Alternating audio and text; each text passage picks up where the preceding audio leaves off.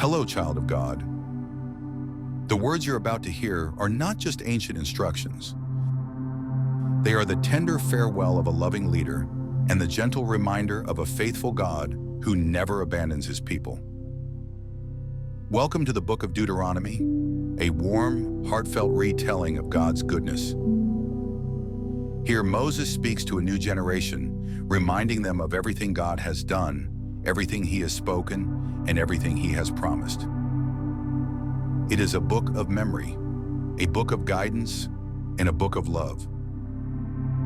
Deuteronomy teaches us that faith is not only about where we are going, it's about remembering who walks with us. It invites us to pause, to reflect, and to listen once more to a God who is gentle, patient, and deeply committed to his people. As you listen today, may your heart be comforted by God's faithfulness. May your spirit be strengthened by his promises. And may you be reminded that the God who guided Israel is the same God who guides you, with care, with wisdom, and with unfailing love. If you haven't subscribed yet, please do. It supports this ministry and helps us share God's word with more people around the world. And I would love to know where you are watching from. Please share your location in the comments so that we can pray for you, connect with you, and continue growing together as one family in Christ. Now let us begin the book of Deuteronomy with calm hearts, open spirits, and a deep sense of God's gentle presence. The book of Deuteronomy. Deuteronomy chapter 1. These are the words Moses spoke to all Israel in the wilderness east of the Jordan. That is, in the Arabah, opposite Suph, between Paran and Tophel-Laban, Hazeroth and Dizabad.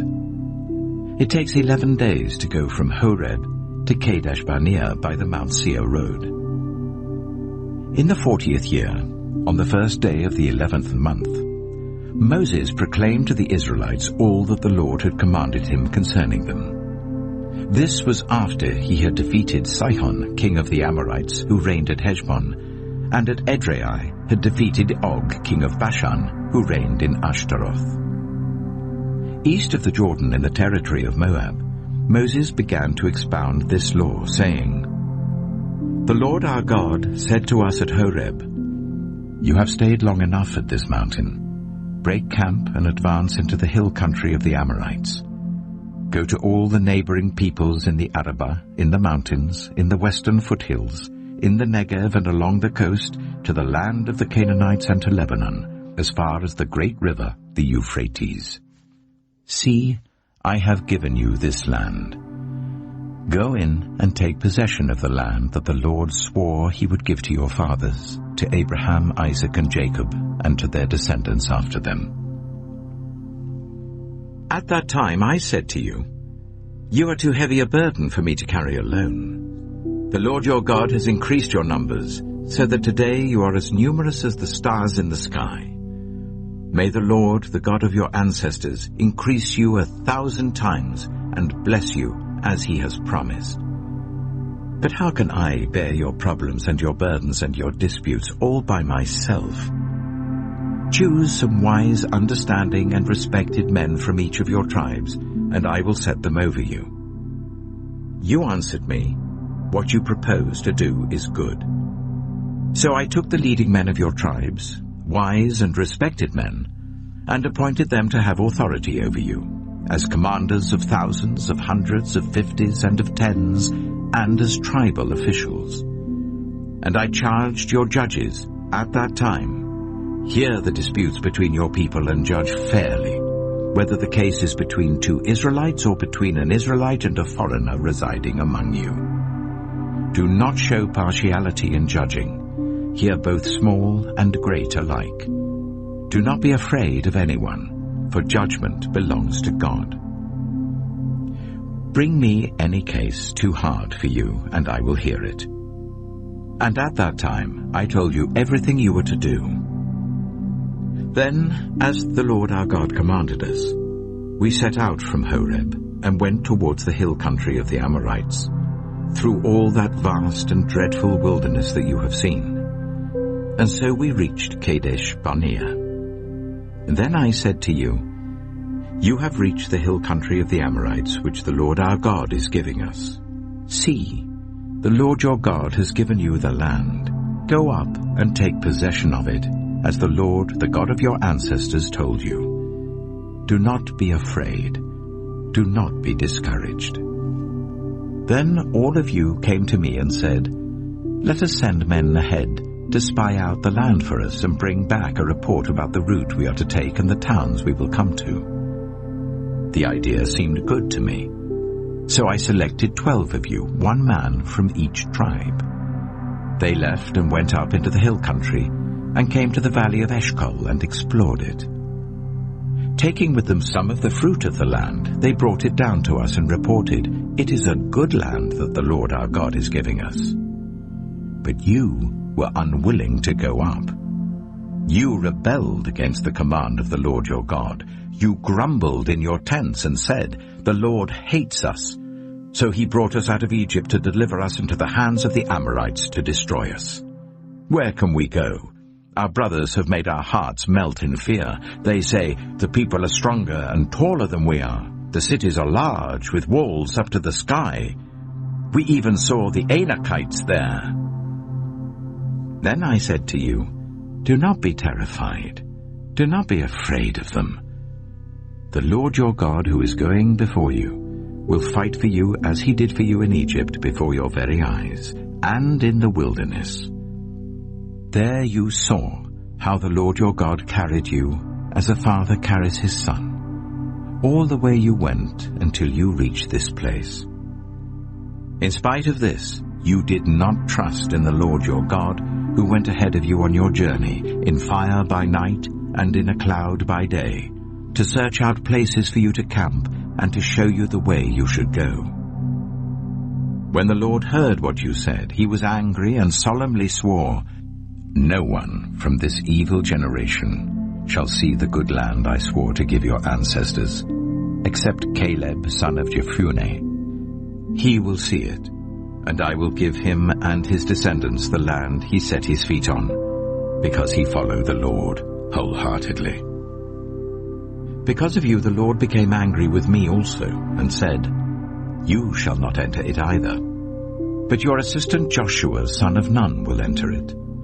Encourage him, because he will lead Israel to inherit it. And the little ones that you said will be taken captive, your children who do not yet know good from bad, they will enter the land.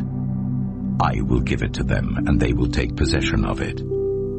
But as for you, turn round and set out towards the desert along the route to the Red Sea.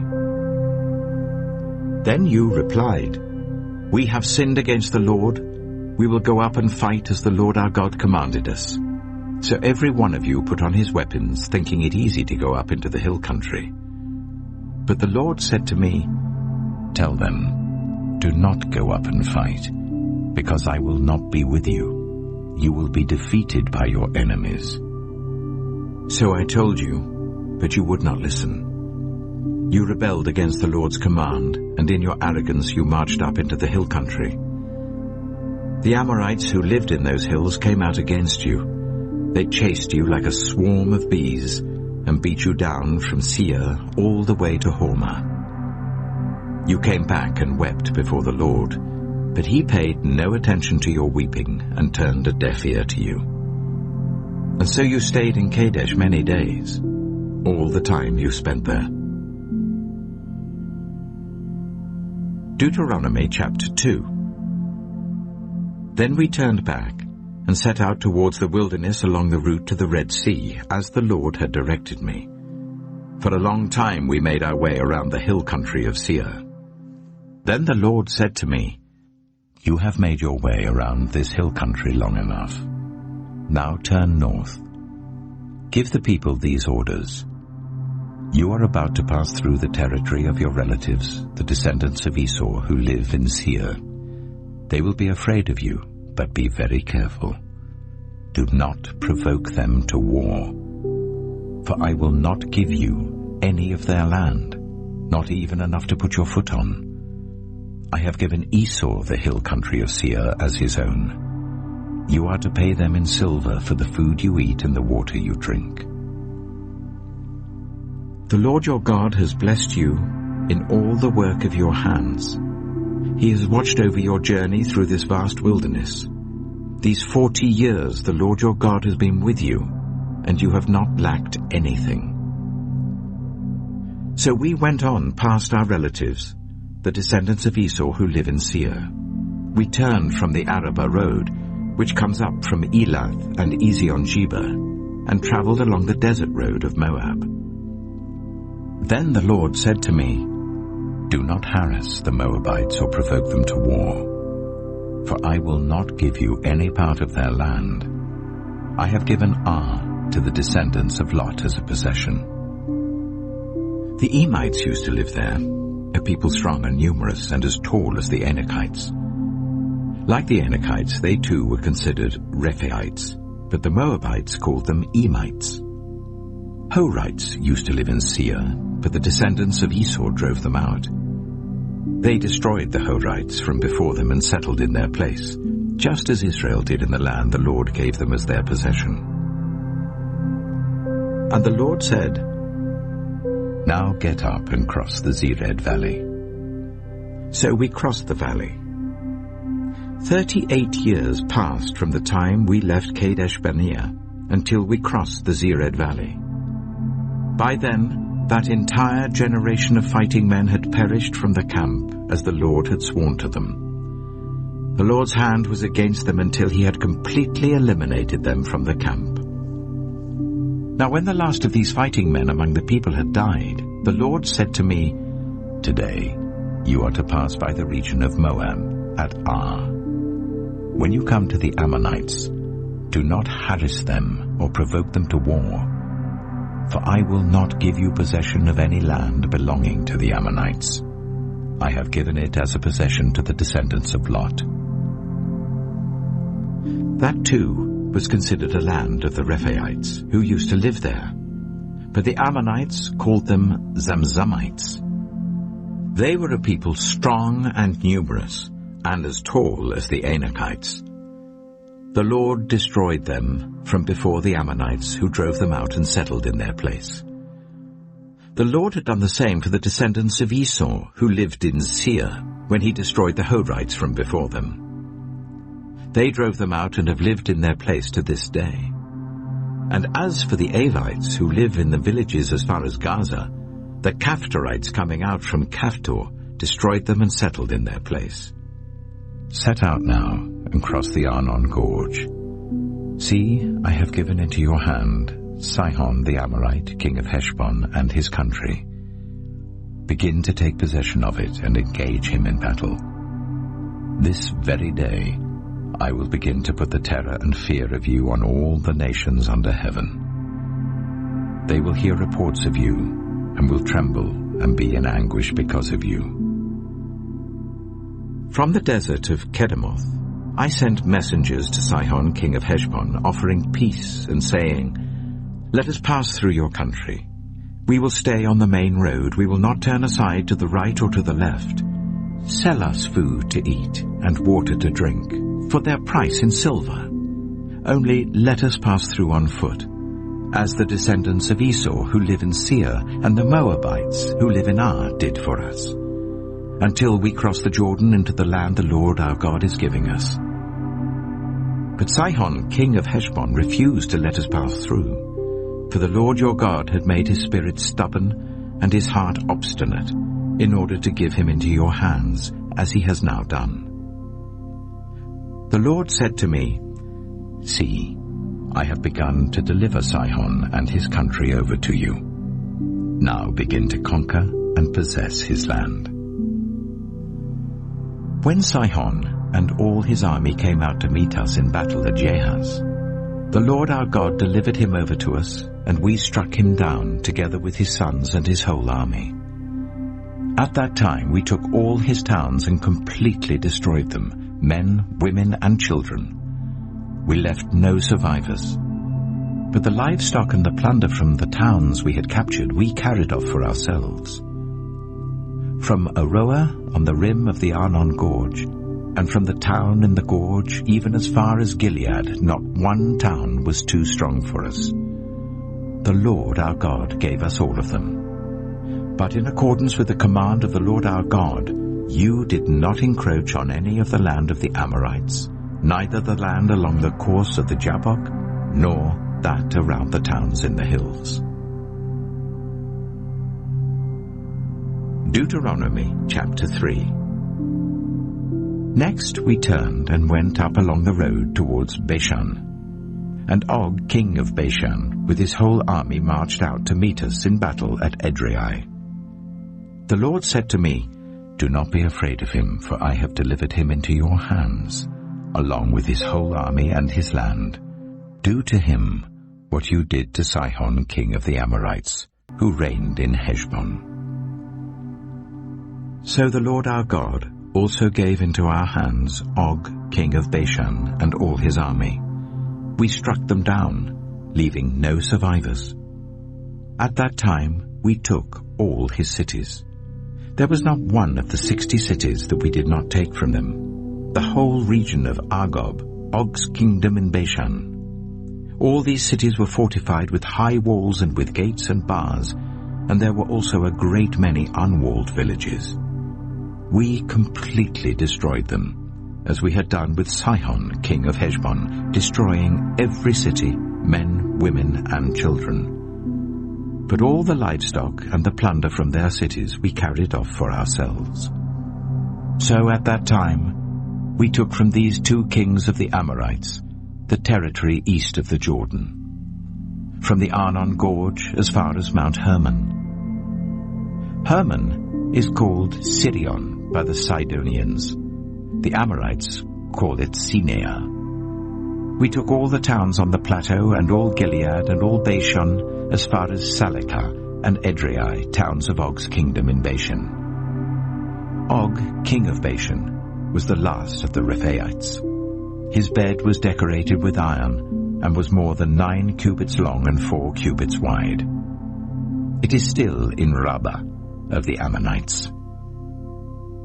Of the land that we took over at that time, I gave the Reubenites and the Gadites the territory north of Aroer, by the Arnon Gorge, including half the hill country of Gilead, together with its towns. The rest of Gilead, and also all of Bashan, the kingdom of Og, I gave to the half-tribe of Manasseh. The whole region of Argob in Bashan used to be known as a land of the Rephaites. Jair, a descendant of Manasseh, took the whole region of Argob as far as the border of the Geshurites and the Maacathites. It was named after him, so that to this day Bashan is called Havoth Jair. And I gave Gilead to Machir. But to the Reubenites and the Gadites I gave the territory extending from Gilead down to the Arnon Gorge, the middle of the gorge being the border, and out to the river Jabbok, which is the border of the Ammonites. Its western border was the Jordan in the Arabah, from Kinnereth to the sea of the Arabah, that is, the Dead Sea, below the slopes of Pisgah. I commanded you at that time, "The Lord your God has given you this land to take possession of it. But all your able-bodied men armed for battle must cross over ahead of the other Israelites. However, your wives, your children, and your livestock, I know you have much livestock, may stay in the towns I have given you, until the Lord gives rest to your fellow Israelites as he has to you. And they too have taken over the land that the Lord your God is giving them across the Jordan. After that, each of you may go back to the possession I have given you." At that time, I commanded Joshua, "You have seen with your own eyes all that the Lord your God has done to these 2 kings. The Lord will do the same to all the kingdoms over there where you are going. Do not be afraid of them. The Lord your God himself will fight for you." At that time, I pleaded with the Lord, "Sovereign Lord, you have begun to show to your servant your greatness and your strong hand. For what God is there in heaven or on earth who can do the deeds and mighty works you do? Let me go over and see the good land beyond the Jordan, that fine hill country and Lebanon. But because of you, the Lord was angry with me and would not listen to me. That is enough, the Lord said. Do not speak to me any more about this matter. Go up to the top of Pisgah and look west and north and south and east. Look at the land with your own eyes, since you are not going to cross this Jordan. But commission Joshua and encourage and strengthen him, for he will lead this people across and will cause them to inherit the land that you will see. So we stayed in the valley near Beth Peor. Deuteronomy chapter 4. Now, Israel, hear the decrees and laws I am about to teach you. Follow them so that you may live and may go in and take possession of the land that the Lord, the God of your ancestors, is giving you. Do not add to what I command you, and do not subtract from it, but keep the commands of the Lord your God that I give you. You saw with your own eyes what the Lord did at Baal Peor. The Lord your God destroyed from among you everyone who followed the Baal of Peor. But all of you who held fast to the Lord your God are still alive today. See, I have taught you decrees and laws as the Lord my God commanded me, so that you may follow them in the land you are entering to take possession of it. Observe them carefully, for this will show your wisdom and understanding to the nations who will hear about all these decrees and say, surely this great nation is a wise and understanding people. What other nation is so great as to have their gods near them, the way the Lord our God is near us, whenever we pray to him? And what other nation is so great as to have such righteous decrees and laws as this body of laws I am setting before you today? Only be careful and watch yourselves closely, so that you do not forget the things your eyes have seen or let them fade from your heart as long as you live. Teach them to your children and to their children after them. Remember the day you stood before the Lord your God at Horeb, when he said to me, assemble the people before me to hear my words, so that they may learn to revere me as long as they live in the land, and may teach them to their children. You came near and stood at the foot of the mountain while it blazed with fire to the very heavens, with black clouds and deep darkness. Then the Lord spoke to you out of the fire. You heard the sounds of words, but saw no form. There was only a voice.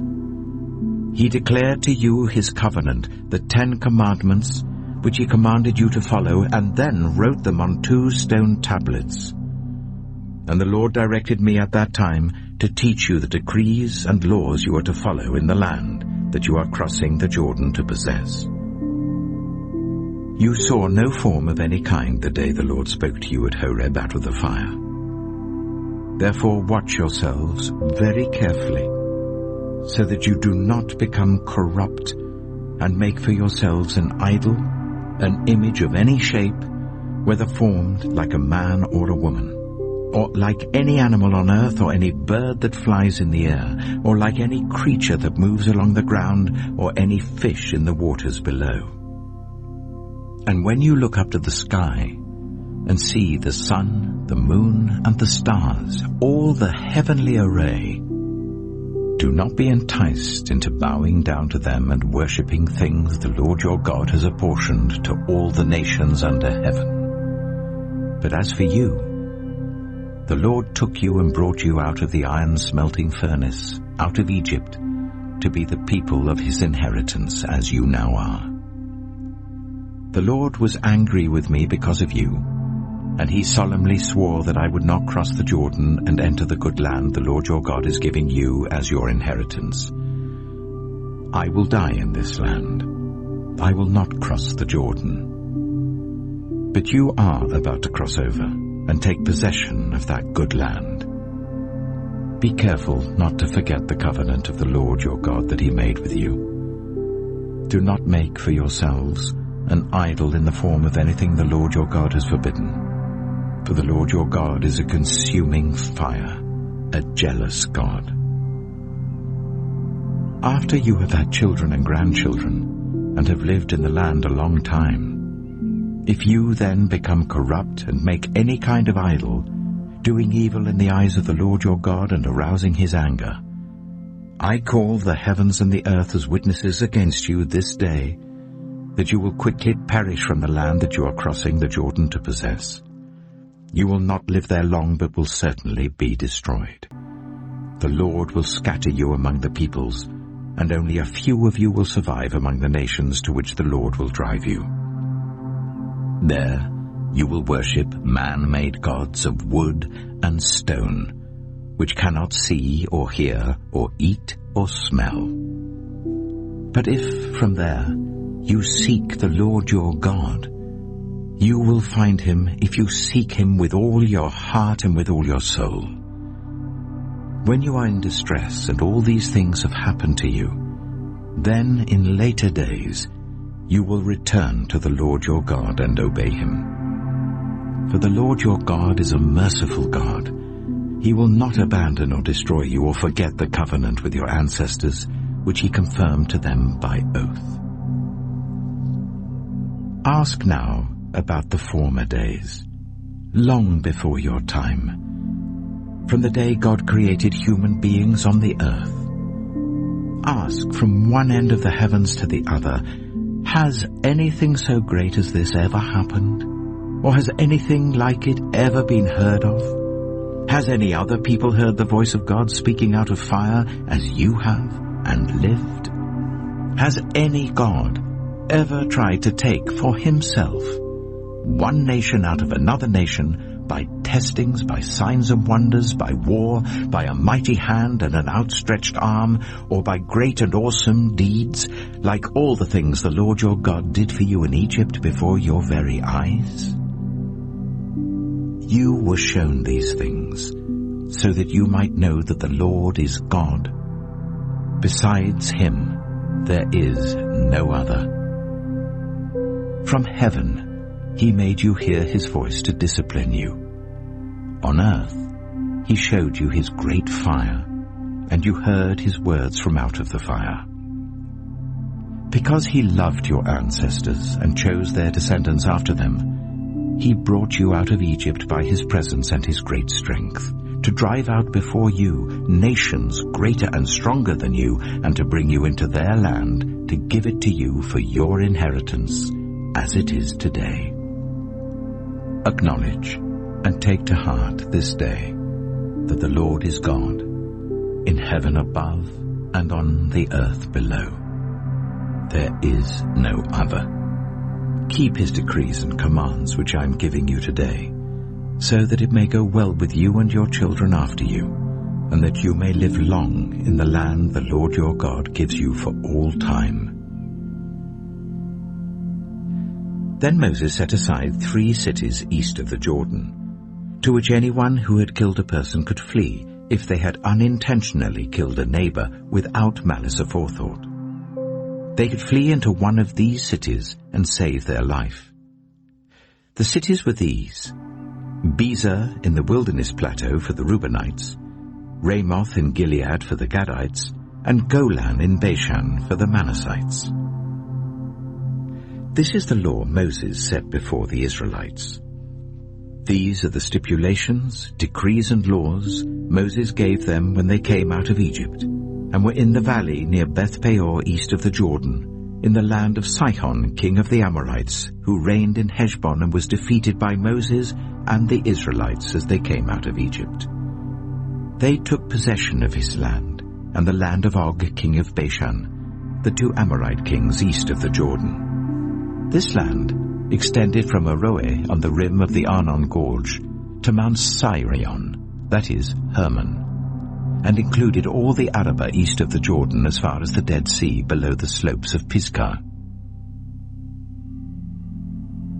Deuteronomy chapter 5. Moses summoned all Israel and said, "Hear, Israel, the decrees and the laws I declare in your hearing today. Learn them and be sure to follow them. The Lord our God made a covenant with us at Horeb. It was not with our ancestors that the Lord made this covenant, but with us, with all of us who are alive here today. The Lord spoke to you face to face out of the fire on the mountain. At that time I stood between the Lord and you to declare to you the word of the Lord, because you were afraid of the fire and did not go up the mountain. And he said, I am the Lord your God, who brought you out of Egypt, out of the land of slavery. You shall have no other gods before me. You shall not make for yourself an image in the form of anything in heaven above, or on the earth beneath, or in the waters below. You shall not bow down to them, or worship them. For I, the Lord your God, am a jealous God, punishing the children for the sin of the parents to the 3rd and 4th generation of those who hate me, but showing love to 1,000 generations of those who love me and keep my commandments. You shall not misuse the name of the Lord your God, for the Lord will not hold anyone guiltless who misuses his name. Observe the Sabbath day by keeping it holy, as the Lord your God has commanded you.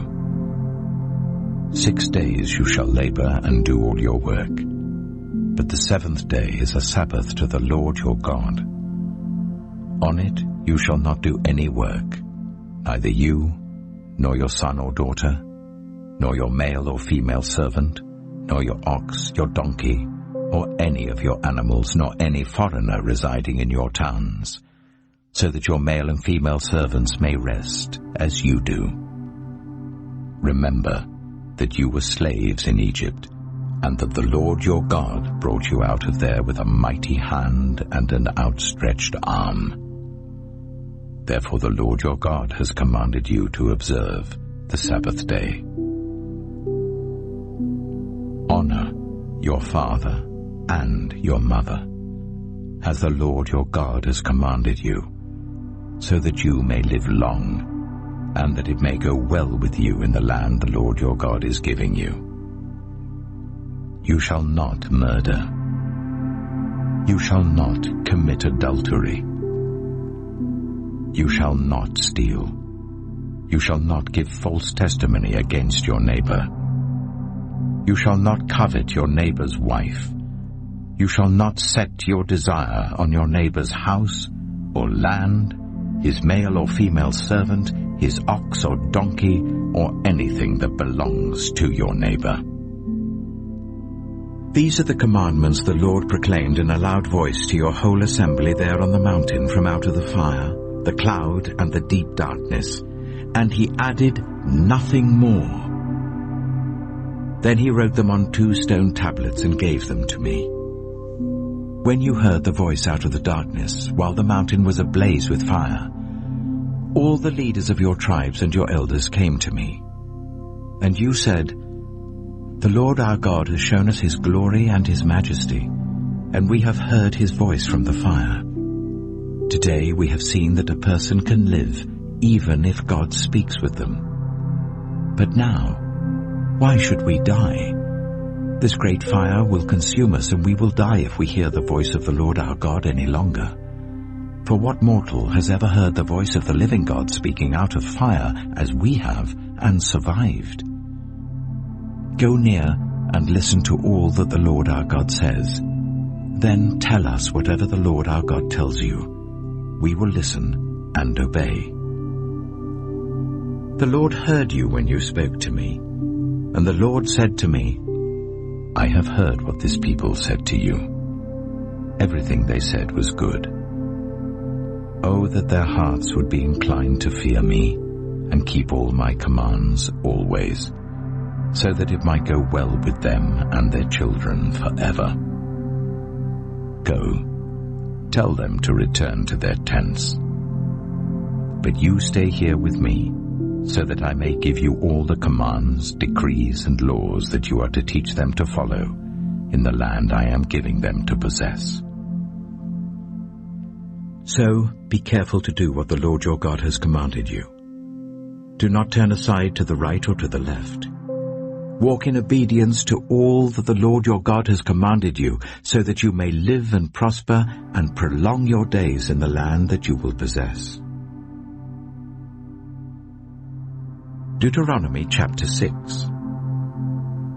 These are the commands, decrees, and laws the Lord your God directed me to teach you, to observe in the land you are crossing the Jordan to possess, so that you, your children, and their children after them may fear the Lord your God as long as you live, by keeping all his decrees and commands that I give you, and so that you may enjoy long life. Hear, Israel, and be careful to obey, so that it may go well with you, and that you may increase greatly in a land flowing with milk and honey, just as the Lord, the God of your ancestors, promised you. Hear, O Israel, the Lord our God, the Lord is one. Love the Lord your God with all your heart, and with all your soul, and with all your strength. These commandments that I give you today are to be on your hearts. Impress them on your children. Talk about them when you sit at home and when you walk along the road, when you lie down and when you get up. Tie them as symbols on your hands and bind them on your foreheads. Write them on the door frames of your houses and on your gates. When the Lord your God brings you into the land he swore to your fathers, to Abraham, Isaac, and Jacob, to give you a land with large, flourishing cities you did not build, houses filled with all kinds of good things you did not provide, wells you did not dig, and vineyards and olive groves you did not plant. Then when you eat and are satisfied, be careful that you do not forget the Lord who brought you out of Egypt, out of the land of slavery. Fear the Lord your God. Serve him only, and take your oaths in his name. Do not follow other gods, the gods of the peoples around you. For the Lord your God who is among you is a jealous God, and his anger will burn against you, and he will destroy you from the face of the land. Do not put the Lord your God to test as you did at Massah.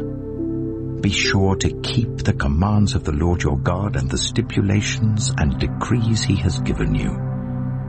Do what is right and good in the Lord's sight, so that it may go well with you, and you may go in and take over the good land that the Lord promised on oath to your ancestors, thrusting out all your enemies before you, as the Lord said.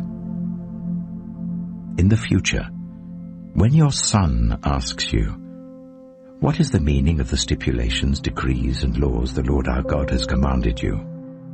tell him, "We were slaves of Pharaoh in Egypt, but the Lord brought us out of Egypt with a mighty hand. Before our eyes the Lord sent signs and wonders, great and terrible, on Egypt and Pharaoh and his whole household. But he brought us out from there to bring us in and give us the land that he promised on oath to our ancestors. The Lord commanded us to obey all these decrees and to fear the Lord our God, so that we might always prosper and be kept alive, as is the case today. And if we are careful to obey all this law before the Lord our God, as he has commanded us, that will be our righteousness." Deuteronomy chapter 7. When the Lord your God brings you into the land you are entering to possess, and drives out before you many nations, the Hittites, Girgashites, Amorites, Canaanites, Perizzites, Hivites, and Jebusites, 7 nations larger and stronger than you. And when the Lord your God has delivered them over to you and you have defeated them, then you must destroy them totally. Make no treaty with them, and show them no mercy. Do not intermarry with them. Do not give your daughters to their sons, or take their daughters for your sons, for they will turn your children away from following me to serve other gods, and the Lord's anger will burn against you and will quickly destroy you. This is what you are to do to them. Break down their altars, smash their sacred stones, cut down their Asherah poles, and burn their idols in the fire. For you are a people holy to the Lord your God. The Lord your God has chosen you out of all the peoples on the face of the earth to be his people, his treasured possession. The Lord did not set his affection on you and choose you because you were more numerous than other peoples, for you were the fewest of all peoples. But it was because the Lord loved you and kept the oath he swore to your ancestors, that he brought you out with a mighty hand and redeemed you from the land of slavery, from the power of Pharaoh, king of Egypt. Know therefore that the Lord your God is God. He is the faithful God, keeping his covenant of love to 1,000 generations of those who love him and keep his commandments. But those who hate him, he will repay to their face by destruction. He will not be slow to repay to their face those who hate him. Therefore take care to follow the commands, decrees, and laws I give you today. If you pay attention to these laws and are careful to follow them, then the Lord your God will keep his covenant of love with you as he swore to your ancestors. He will love you and bless you and increase your numbers. He will bless the fruit of your womb, the crops of your land, your corn, new wine, and oil, the calves of your herds, and the lambs of your flocks in the land that he swore to your ancestors to give you. You will be blessed more than any other people. None of your men or women will be childless, nor any of your livestock without young. The Lord will keep you free from every disease. He will not inflict on you the horrible diseases you knew in Egypt, but he will inflict them on all who hate you. You must destroy all the peoples the Lord your God gives over to you. Do not look on them with pity, and do not serve their gods, for that will be a snare to you. You may say to yourselves, these nations are stronger than we are. How can we drive them out? But do not be afraid of them. Remember well what the Lord your God did to Pharaoh and to all Egypt. You saw with your own eyes the great trials, the signs and wonders, the mighty hand and outstretched arm with which the Lord your God brought you out. The Lord your God will do the same to all the peoples you now fear. Moreover, the Lord your God will send the hornet among them until even the survivors who hide from you have perished. Do not be terrified by them, for the Lord your God who is among you is a great and awesome God. The Lord your God will drive out those nations before you little by little. You will not be allowed to eliminate them all at once, or the wild animals will multiply around you. But the Lord your God will deliver them over to you, throwing them into great confusion until they are destroyed. He will give their kings into your hand, and you will wipe out their names from under heaven. No one will be able to stand up against you. You will destroy them. The images of their gods you are to burn in the fire. Do not covet the silver and gold on them, and do not take it for yourselves, or you will be ensnared by it, for it is detestable to the Lord your God. Do not bring a detestable thing into your house, or you, like it, will be set apart for destruction. Regard it as vile and utterly detested, for it is set apart for destruction. Deuteronomy chapter 8. Be careful to follow every command I am giving you today, so that you may live and increase and may enter and possess the land that the Lord promised on oath to your ancestors.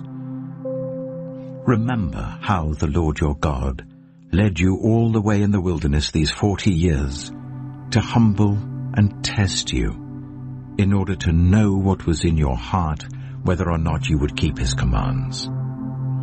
He humbled you, causing you to hunger and then feeding you with manna, which neither you nor your ancestors had known, to teach you that man does not live on bread alone, but on every word that comes from the mouth of the Lord.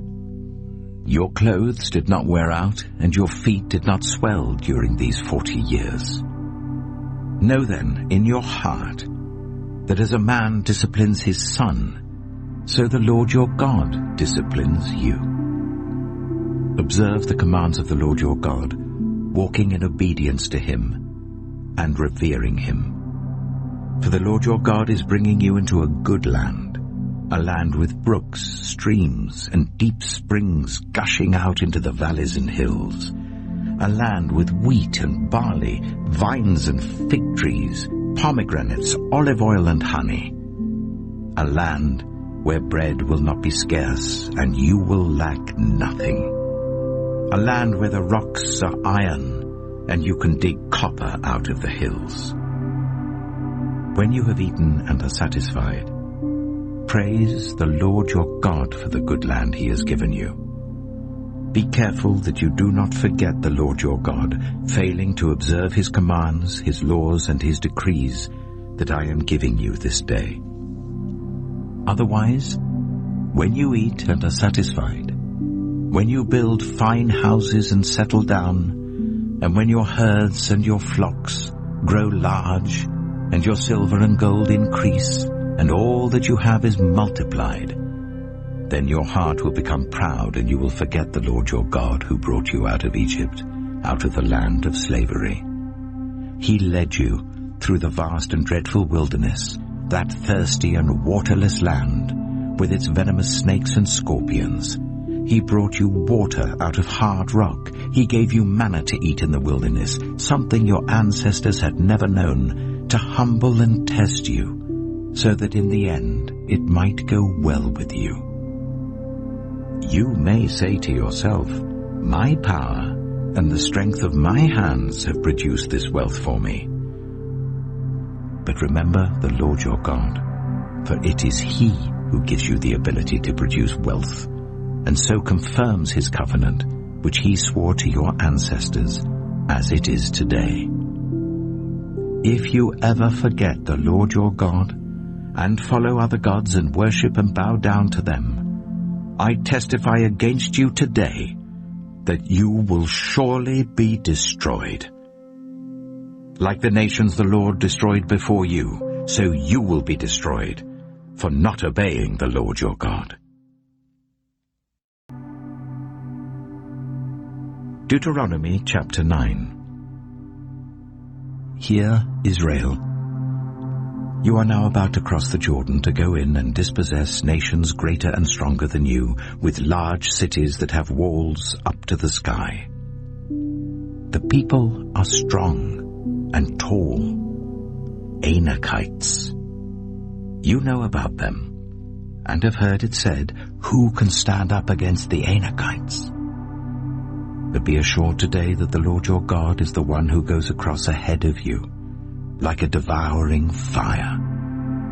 He will destroy them. He will subdue them before you, and you will drive them out and annihilate them quickly, as the Lord has promised you.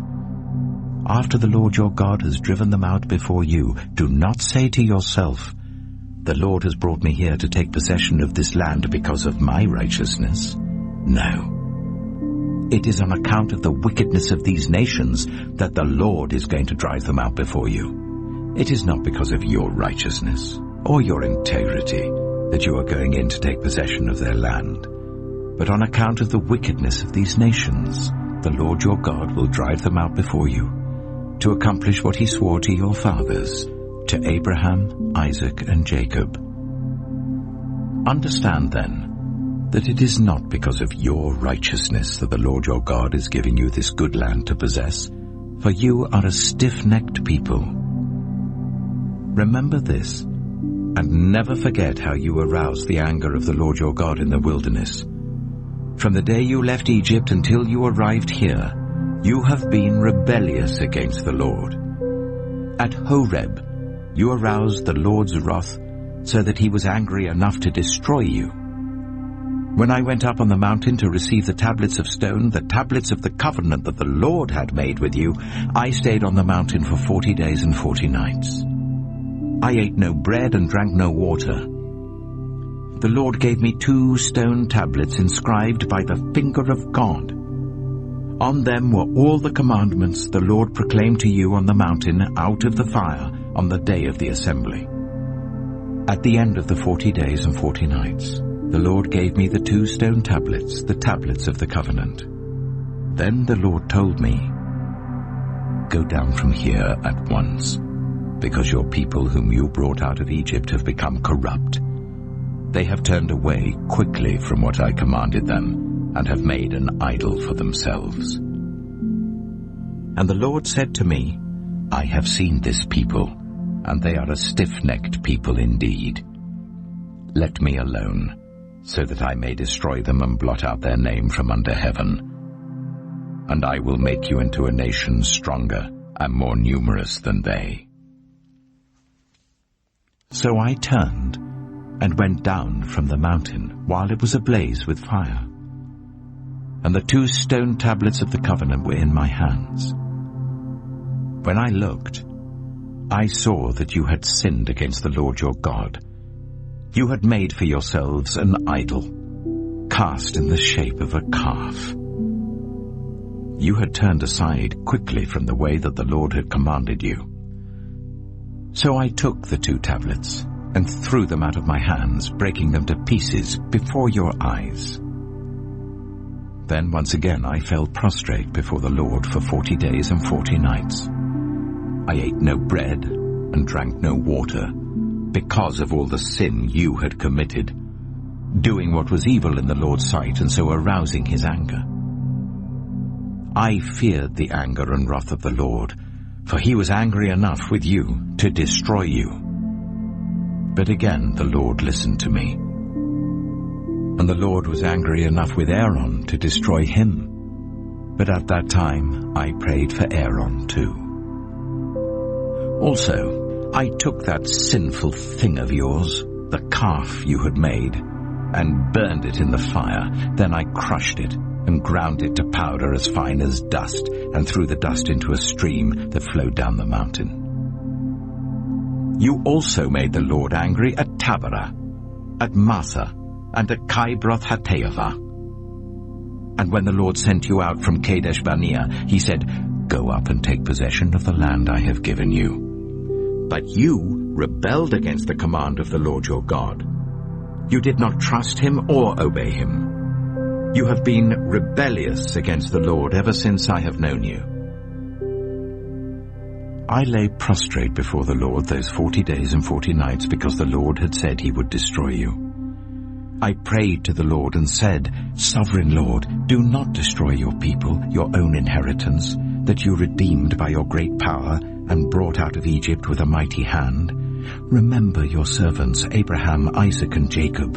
Overlook the stubbornness of this people, their wickedness and their sin. Otherwise, the country from which you brought us will say, because the Lord was not able to take them into the land he had promised them, and because he hated them, he brought them out to put them to death in the wilderness.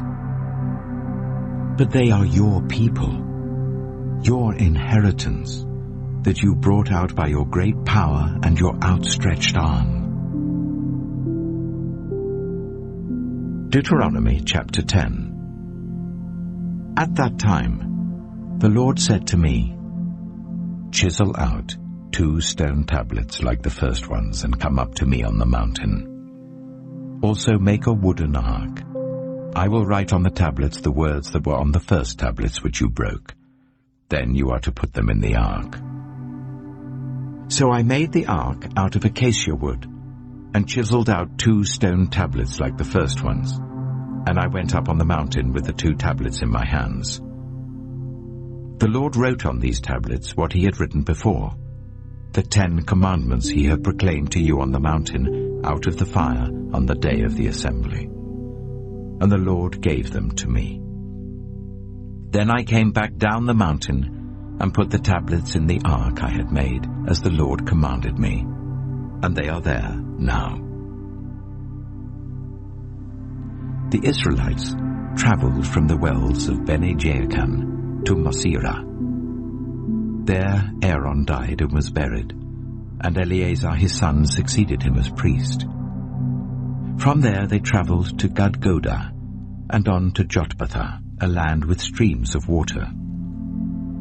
At that time the Lord set apart the tribe of Levi to carry the ark of the covenant of the Lord, to stand before the Lord to minister and to pronounce blessings in his name, as they still do today. That is why the Levites have no share or inheritance among their fellow Israelites. The Lord is their inheritance, as the Lord your God told them. Now I had stayed on the mountain for 40 days and 40 nights, as I did the first time, and the Lord listened to me at this time also. It was not his will to destroy you.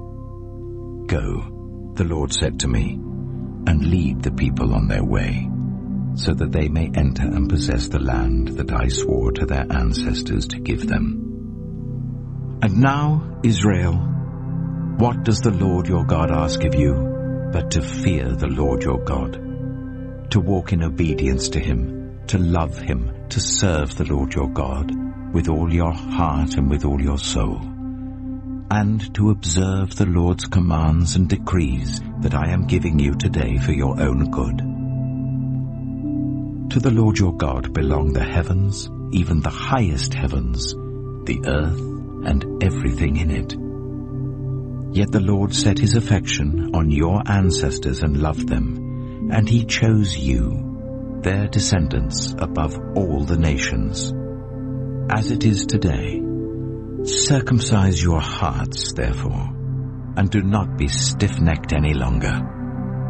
For the Lord your God is God of gods and Lord of lords, the great God, mighty and awesome, who shows no partiality and accepts no bribes.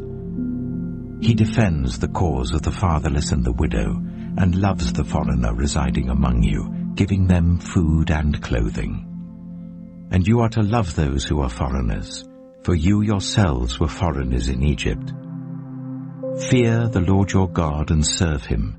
Hold fast to him, and take your oaths in his name. He is your praise.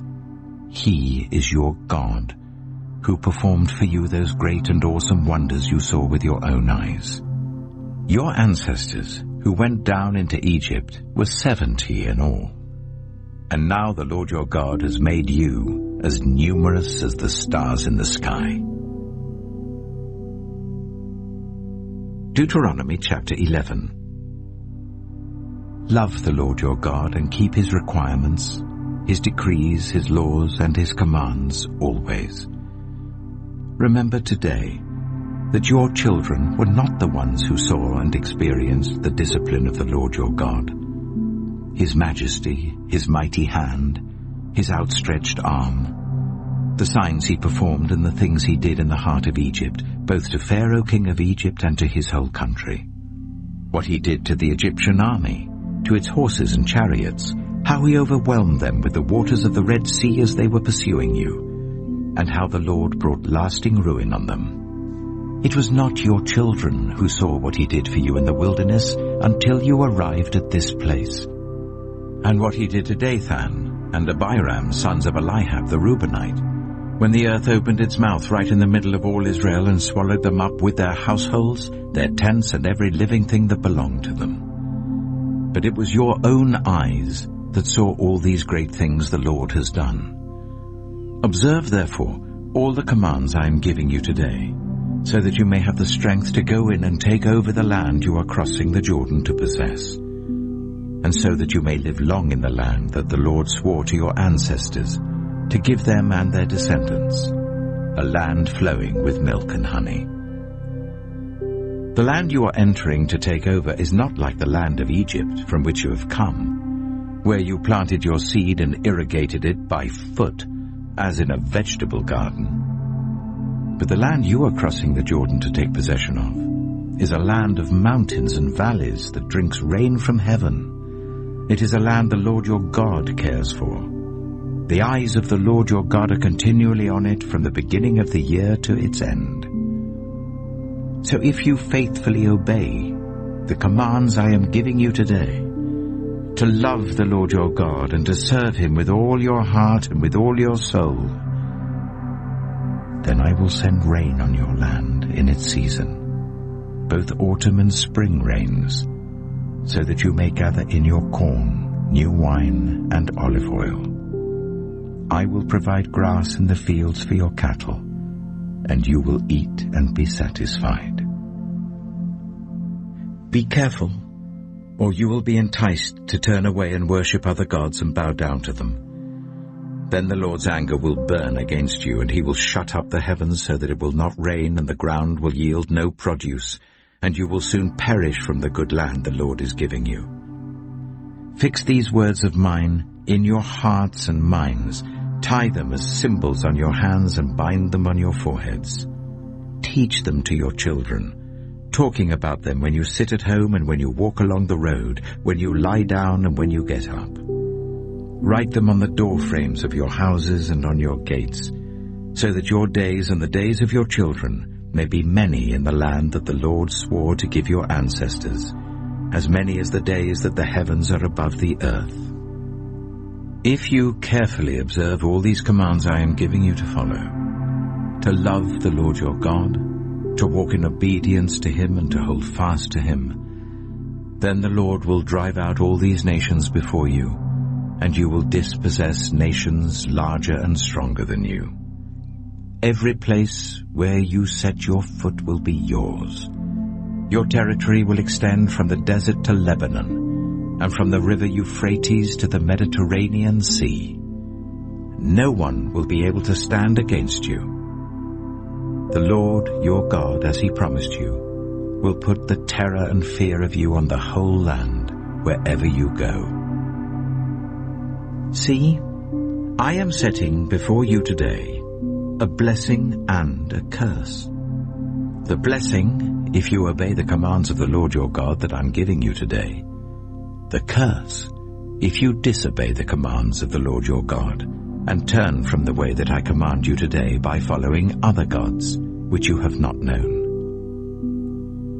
When the Lord your God has brought you into the land you are entering to possess, you are to proclaim on Mount Gerizim the blessings, and on Mount Ebal the curses.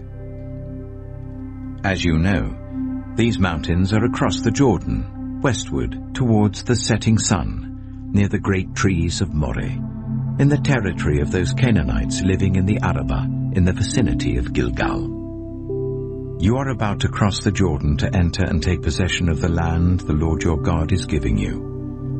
When you have taken it over and are living there, be sure that you obey all the decrees and laws I am setting before you today.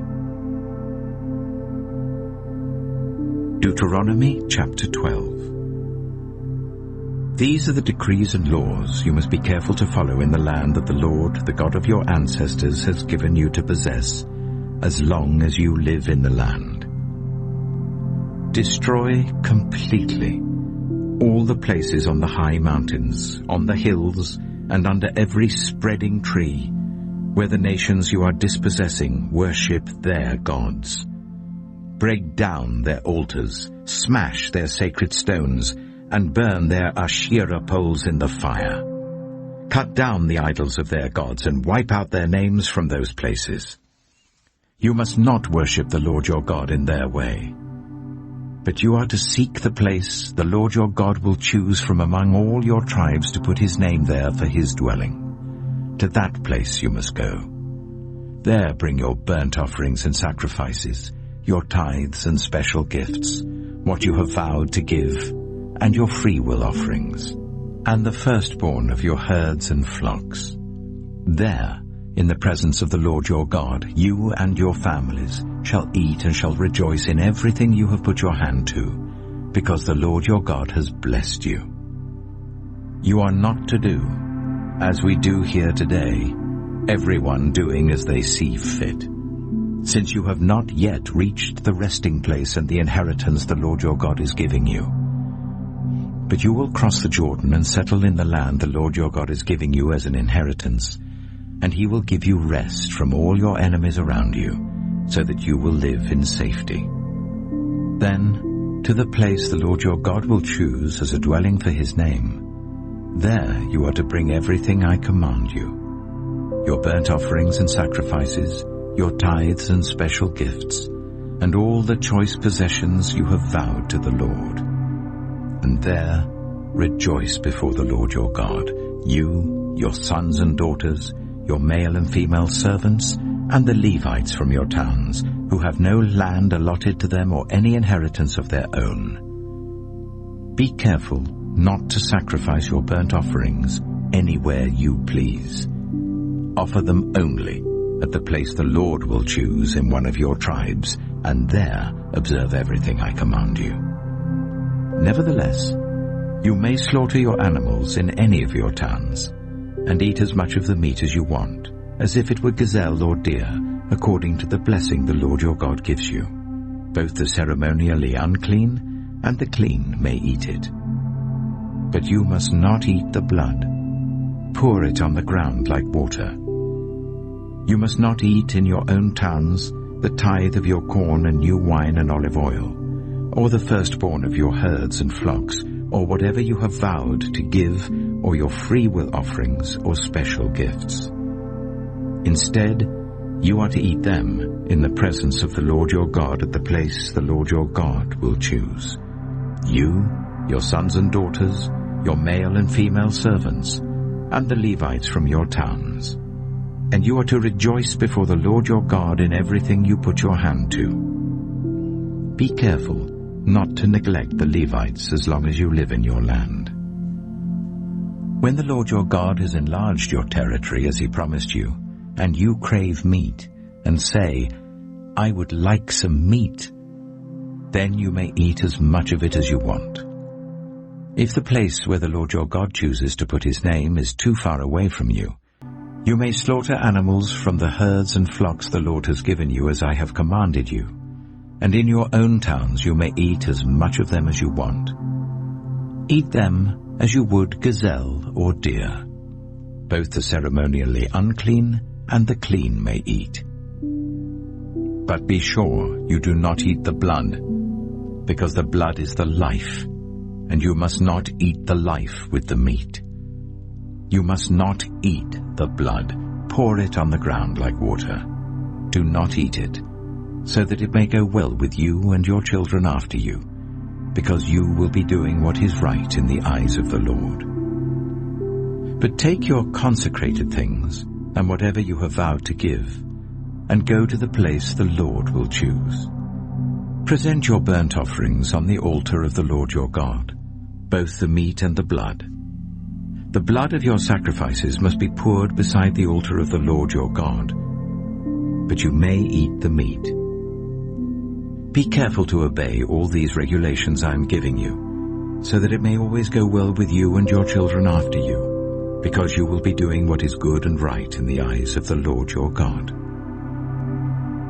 The Lord your God will cut off before you the nations you are about to invade and dispossess. But when you have driven them out and settled in their land, and after they have been destroyed before you, be careful not to be ensnared by inquiring about their gods, saying, how do these nations serve their gods? We will do the same. You must not worship the Lord your God in their way, because in worshipping their gods, they do all kinds of detestable things the Lord hates. They even burn their sons and daughters in the fire as sacrifices to their gods. See that you do all I command you. Do not add to it or take away from it.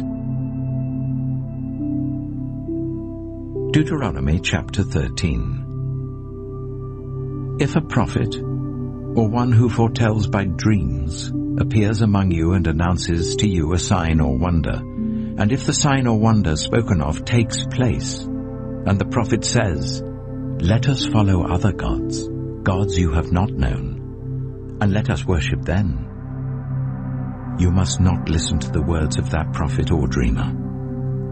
The Lord your God is testing you to find out whether you love him with all your heart and with all your soul. It is the Lord your God you must follow, and him you must revere. Keep his commands and obey him, serve him, and hold fast to him. That prophet or dreamer must be put to death for inciting rebellion against the Lord your God, who brought you out of Egypt and redeemed you from the land of slavery. That prophet or dreamer tried to turn you from the way the Lord your God commanded you to follow. You must purge the evil from among you. If your very own brother, or your son or daughter, or the wife you love, or your closest friend secretly entices you, saying, "Let us go and worship other gods, gods that neither you nor your ancestors have known, gods of the peoples around you, whether near or far, from one end of the land to the other," do not yield to them or listen to them. Show them no pity. Do not spare them or shield them. You must certainly put them to death. Your hand must be the first in putting them to death, and then the hands of all the people.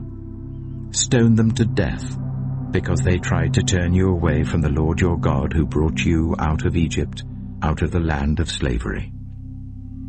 Then all Israel will hear and be afraid, and no one among you will do such an evil thing again. If you hear it said about one of the towns the Lord your God is giving you to live in, that troublemakers have arisen among you and have led the people of their town astray, saying, "Let us go and worship other gods, gods you have not known," then you must inquire, probe, and investigate it thoroughly. And if it is true, and it has been proved that this detestable thing has been done among you, you must certainly put to the sword all who live in that town. You must destroy it completely, both its people and its livestock.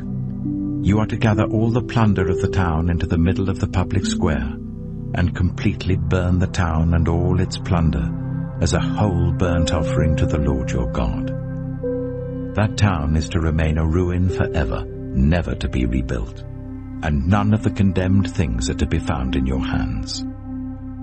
Then the Lord will turn from his fierce anger, will show you mercy, and will have compassion on you.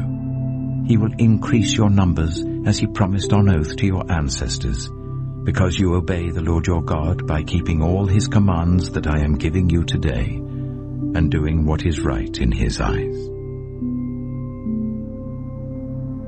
Deuteronomy chapter 14. You are the children of the Lord your God. Do not cut yourselves, or shave the front of your heads for the dead, for you are a people holy to the Lord your God. Out of all the peoples on the face of the earth, the Lord has chosen you to be his treasured possession. Do not eat any detestable thing. These are the animals you may eat: the ox, the sheep, the goat, the deer, the gazelle, the roe deer, the wild goat, the ibex, the antelope, and the mountain sheep. You may eat any animal that has a divided hoof and that chews the cud. However, of those that chew the cud or that have a divided hoof, you may not eat the camel, the hare, or the hyrax. Although they chew the cud, they do not have a divided hoof. They are ceremonially unclean for you. The pig is also unclean. Although it has a divided hoof, it does not chew the cud. You are not to eat their meat or touch their carcasses. Of all the creatures living in the water, you may eat any that has fins and scales. But anything that does not have fins and scales you may not eat. For you it is unclean. You may eat any clean bird, but these you may not eat: the eagle, the vulture, the black vulture, the red kite, the black kite, any kind of falcon, any kind of raven, the horned owl, the screech owl, the gull, any kind of hawk, the little owl, the great owl, the white owl, the desert owl, the osprey, the cormorant, the stork, any kind of heron, the hoopoe, and the bat. All flying insects are unclean to you. Do not eat them. But any winged creature that is clean you may eat. Do not eat anything you find already dead. You may give it to the foreigner residing in any of your towns, and they may eat it, or you may sell it to any other foreigner. But you are a people holy to the Lord your God. Do not cook a young goat in its mother's milk. Be sure to set aside 1/10 of all that your fields produce each year. Eat the tithe of your corn, new wine and olive oil, and the firstborn of your herds and flocks in the presence of the Lord your God, at the place he will choose as a dwelling for his name, so that you may learn to revere the Lord your God always. But if that place is too distant, and you have been blessed by the Lord your God and cannot carry your tithe, because the place where the Lord will choose to put his name is so far away, then exchange your tithe for silver, and take the silver with you and go to the place the Lord your God will choose. Use the silver to buy whatever you like, cattle, sheep, wine, or other fermented drink, or anything you wish. Then you and your household shall eat there in the presence of the Lord your God and rejoice. And do not neglect the Levites living in your towns, for they have no land allotted to them, or any inheritance of their own.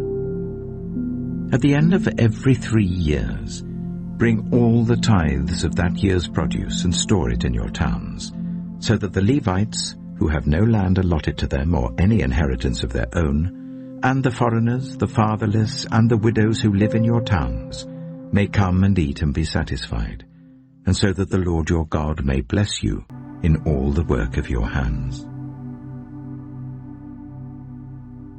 Deuteronomy chapter 15.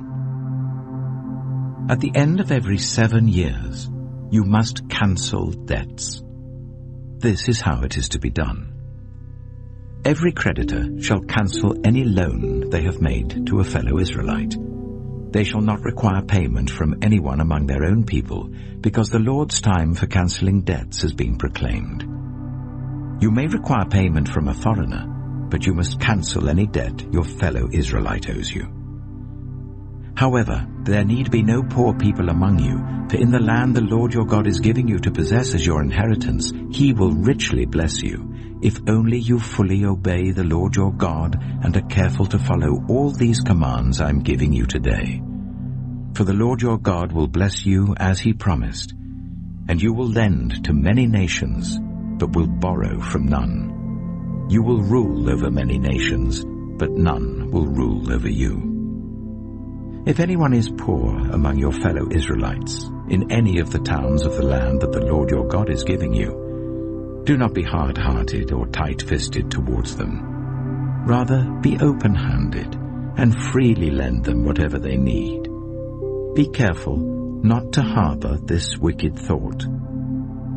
The 7th year, the year for cancelling debts, is near, so that you do not show ill will towards the needy among your fellow Israelites and give them nothing. They may then appeal to the Lord against you, and you will be found guilty of sin. Give generously to them, and do so without a grudging heart. Then because of this, the Lord your God will bless you in all your work and in everything you put your hand to. There will always be poor people in the land. Therefore I command you to be open-handed towards your fellow Israelites, who are poor and needy in your land. If any of your people, Hebrew men or women, sell themselves to you and serve you for 6 years, in the 7th year you must let them go free. And when you release them, do not send them away empty-handed. Supply them liberally from your flock, your threshing floor, and your winepress. Give to them as the Lord your God has blessed you. Remember that you were slaves in Egypt, and the Lord your God redeemed you. That is why I give you this command today. But if your servant says to you, I do not want to leave you, because he loves you and your family, and is well off with you, then take an awl and push it through his earlobe into the door, and he will become your servant for life. Do the same for your female servant. Do not consider it a hardship to set your servant free, because their service to you these 6 years has been worth twice as much as that of a hired hand, and the Lord your God will bless you in everything you do. Set apart for the Lord your God every firstborn male of your herds and flocks. Do not put the firstborn of your oxen to work, and do not shear the firstborn of your sheep. Each year, you and your family are to eat them in the presence of the Lord your God at the place he will choose. If an animal has a defect, is lame or blind, or has any serious flaw, you must not sacrifice it to the Lord your God.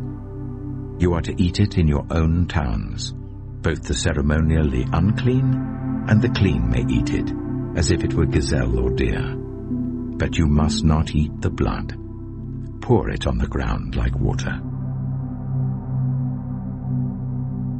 Deuteronomy chapter 16.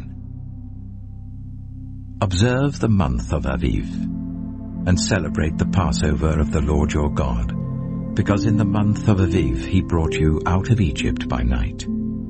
Sacrifice as the Passover to the Lord your God an animal from your flock or herd at the place the Lord will choose as a dwelling for his name.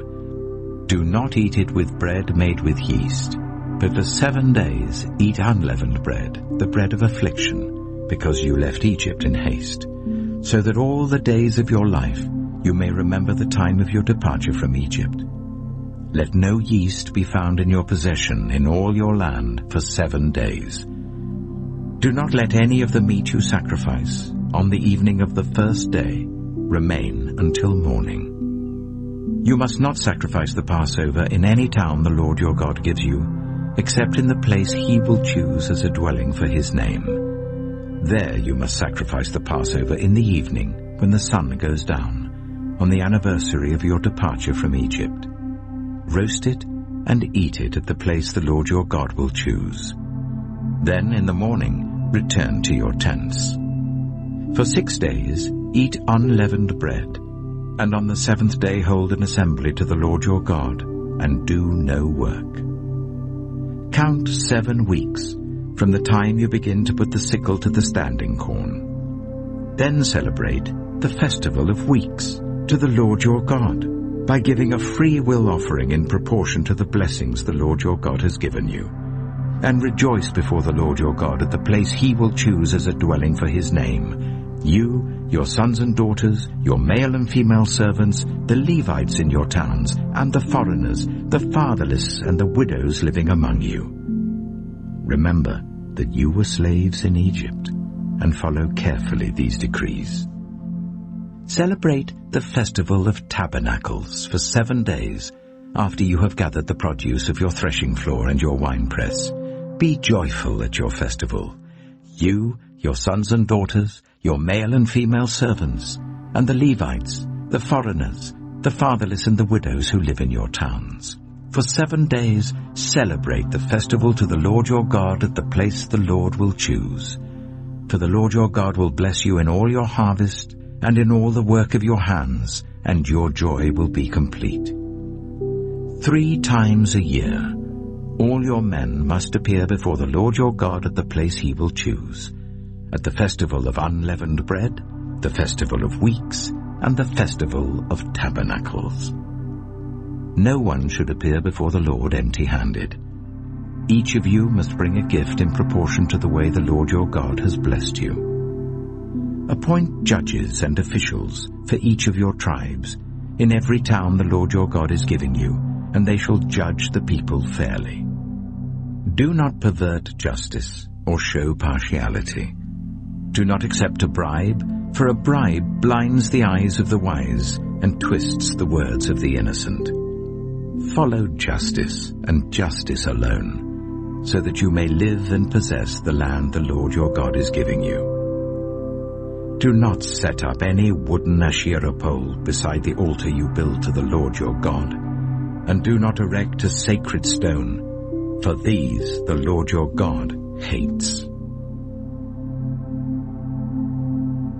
Deuteronomy chapter 17. Do not sacrifice to the Lord your God an ox or a sheep that has any defect or flaw in it, for that would be detestable to him. If a man or woman living among you in one of the towns the Lord gives you is found doing evil in the eyes of the Lord your God, in violation of his covenant, and contrary to my command, has worshipped other gods, bowing down to them, or to the sun, or the moon, or the stars in the sky, and this has been brought to your attention, then you must investigate it thoroughly. If it is true, and it has been proved that this detestable thing has been done in Israel, take the man or woman who has done this evil deed to your city gate, and stone that person to death. On the testimony of 2 or 3 witnesses a person is to be put to death, but no one is to be put to death on the testimony of only 1 witness. The hands of the witnesses must be the first in putting that person to death, and then the hands of all the people. You must purge the evil from among you. If cases come before your courts that are too difficult for you to judge, whether bloodshed, lawsuits, or assaults, take them to the place the Lord your God will choose. Go to the Levitical priests and to the judge who is in office at that time. Inquire of them, and they will give you the verdict. You must act according to the decisions they give you at the place the Lord will choose. Be careful to do everything they instruct you to do. Act according to whatever they teach you and the decisions they give you. Do not turn aside from what they tell you to the right or to the left. Anyone who shows contempt for the judge or for the priest who stands ministering there to the Lord your God is to be put to death. You must purge the evil from Israel. All the people will hear and be afraid and will not be contemptuous again. When you enter the land the Lord your God is giving you, and have taken possession of it and settled in it, and you say, "Let us set a king over us like all the nations around us," be sure to appoint over you a king the Lord your God chooses. He must be from among your fellow Israelites. Do not place a foreigner over you, one who is not an Israelite. The king, moreover, must not acquire great numbers of horses for himself, or make the people return to Egypt to get more of them. For the Lord has told you, you are not to go back that way again. He must not take many wives, or his heart will be led astray. He must not accumulate large amounts of silver and gold. When he takes the throne of his kingdom, he is to write for himself on a scroll a copy of this law, taken from that of the Levitical priests. It is to be with him, and he is to read it all the days of his life, so that he may learn to revere the Lord his God and follow carefully all the words of this law and these decrees, and not consider himself better than his fellow Israelites, and turn from the law to the right or to the left. Then he and his descendants will reign a long time over his kingdom in Israel. Deuteronomy chapter 18. The Levitical priests, indeed the whole tribe of Levi, are to have no land allotted to them or any inheritance with Israel. They shall live on the food offerings presented to the Lord, for that is their inheritance. They shall have no inheritance among their fellow Israelites. The Lord is their inheritance, as he promised them. This is the share due to the priests, from the people who sacrifice a bull or a sheep: the shoulder, the internal organs, and the meat from the head. You are to give them the first fruits of your corn, new wine, and olive oil, and the first wool from the shearing of your sheep. For the Lord your God has chosen them and their descendants out of all your tribes to stand and minister in the Lord's name always. If a Levite moves from one of your towns anywhere in Israel where he is living, and comes in all earnestness to the place the Lord will choose, he may minister in the name of the Lord his God like all his fellow Levites who serve there in the presence of the Lord. He is to share equally in their benefits, even though he has received money from the sale of family possessions. When you enter the land the Lord your God is giving you, do not learn to imitate the detestable ways of the nations there. Let no one be found among you who sacrifices their son or daughter in the fire, who practices divination or sorcery, interprets omens, engages in witchcraft, or casts spells, or who is a medium or spiritist, or who consults the dead. Anyone who does these things is detestable to the Lord. Because of these same detestable practices, the Lord your God will drive out those nations before you. You must be blameless before the Lord your God.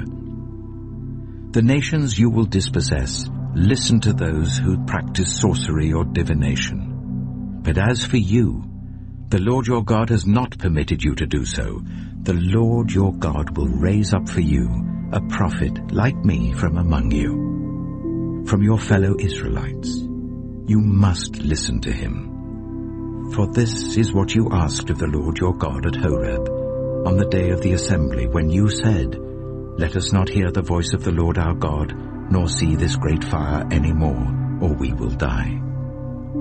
The Lord God said to me, "What they say is good. I will raise up for them a prophet like you from among their fellow Israelites, and I will put my words in his mouth. He will tell them everything I command him. I myself will call to account anyone who does not listen to my words that the prophet speaks in my name. But a prophet who presumes to speak in my name anything I have not commanded, or a prophet who speaks in the name of other gods, is to be put to death. You may say to yourselves, how can we know when a message has not been spoken by the Lord? If what a prophet proclaims in the name of the Lord does not take place or come true, that is a message the Lord has not spoken. That prophet has spoken presumptuously, so do not be alarmed. Deuteronomy chapter 19. When the Lord your God has destroyed the nations whose land he is giving you, and when you have driven them out and settled in their towns and houses, then set aside for yourselves 3 cities in the land the Lord your God is giving you to possess. Determine the distances involved, and divide into 3 parts the land the Lord your God is giving you as an inheritance, so that a person who kills someone may flee for refuge to one of these cities. This is the rule concerning anyone who kills a person and flees there for safety, anyone who kills a neighbor unintentionally, without malice aforethought. For instance, a man may go into the forest with his neighbor to cut wood, and as he swings his axe to fell a tree, the head may fly off and hit his neighbor and kill him. That man may flee to one of these cities and save his life. Otherwise, the avenger of blood might pursue him in a rage, overtake him if the distance is too great, and kill him even though he is not deserving of death, since he did it to his neighbor without malice aforethought. This is why I command you to set aside for yourselves 3 cities. If the Lord your God enlarges your territory, as he promised on oath to your ancestors, and gives you the whole land he promised them, because you carefully follow all these laws I command you today, to love the Lord your God and to walk always in obedience to him, then you are to set aside 3 more cities. Do this so that innocent blood will not be shed in your land, which the Lord your God is giving you as your inheritance, and so that you will not be guilty of bloodshed. But if, out of hate, someone lies in wait, assaults and kills a neighbor, and then flees to one of these cities, the killer shall be sent for by one of the town elders, be brought back from the city, and be handed over to the avenger of blood to die. Show no pity. You must purge from Israel the guilt of shedding innocent blood, so that it may go well with you. Do not move your neighbor's boundary stones set up by your predecessors in the inheritance you receive in the land the Lord your God is giving you to possess. One witness is not enough to convict anyone accused of any crime or offense they may have committed. A matter must be established by the testimony of 2 or 3 witnesses. If a malicious witness takes the stand to accuse someone of a crime, the 2 people involved in the dispute must stand in the presence of the Lord before the priests and the judges who are in office at the time. The judges must make a thorough investigation, And if the witness proves to be a liar, giving false testimony against a fellow Israelite, then do to the false witness as that witness intended to do to the other party.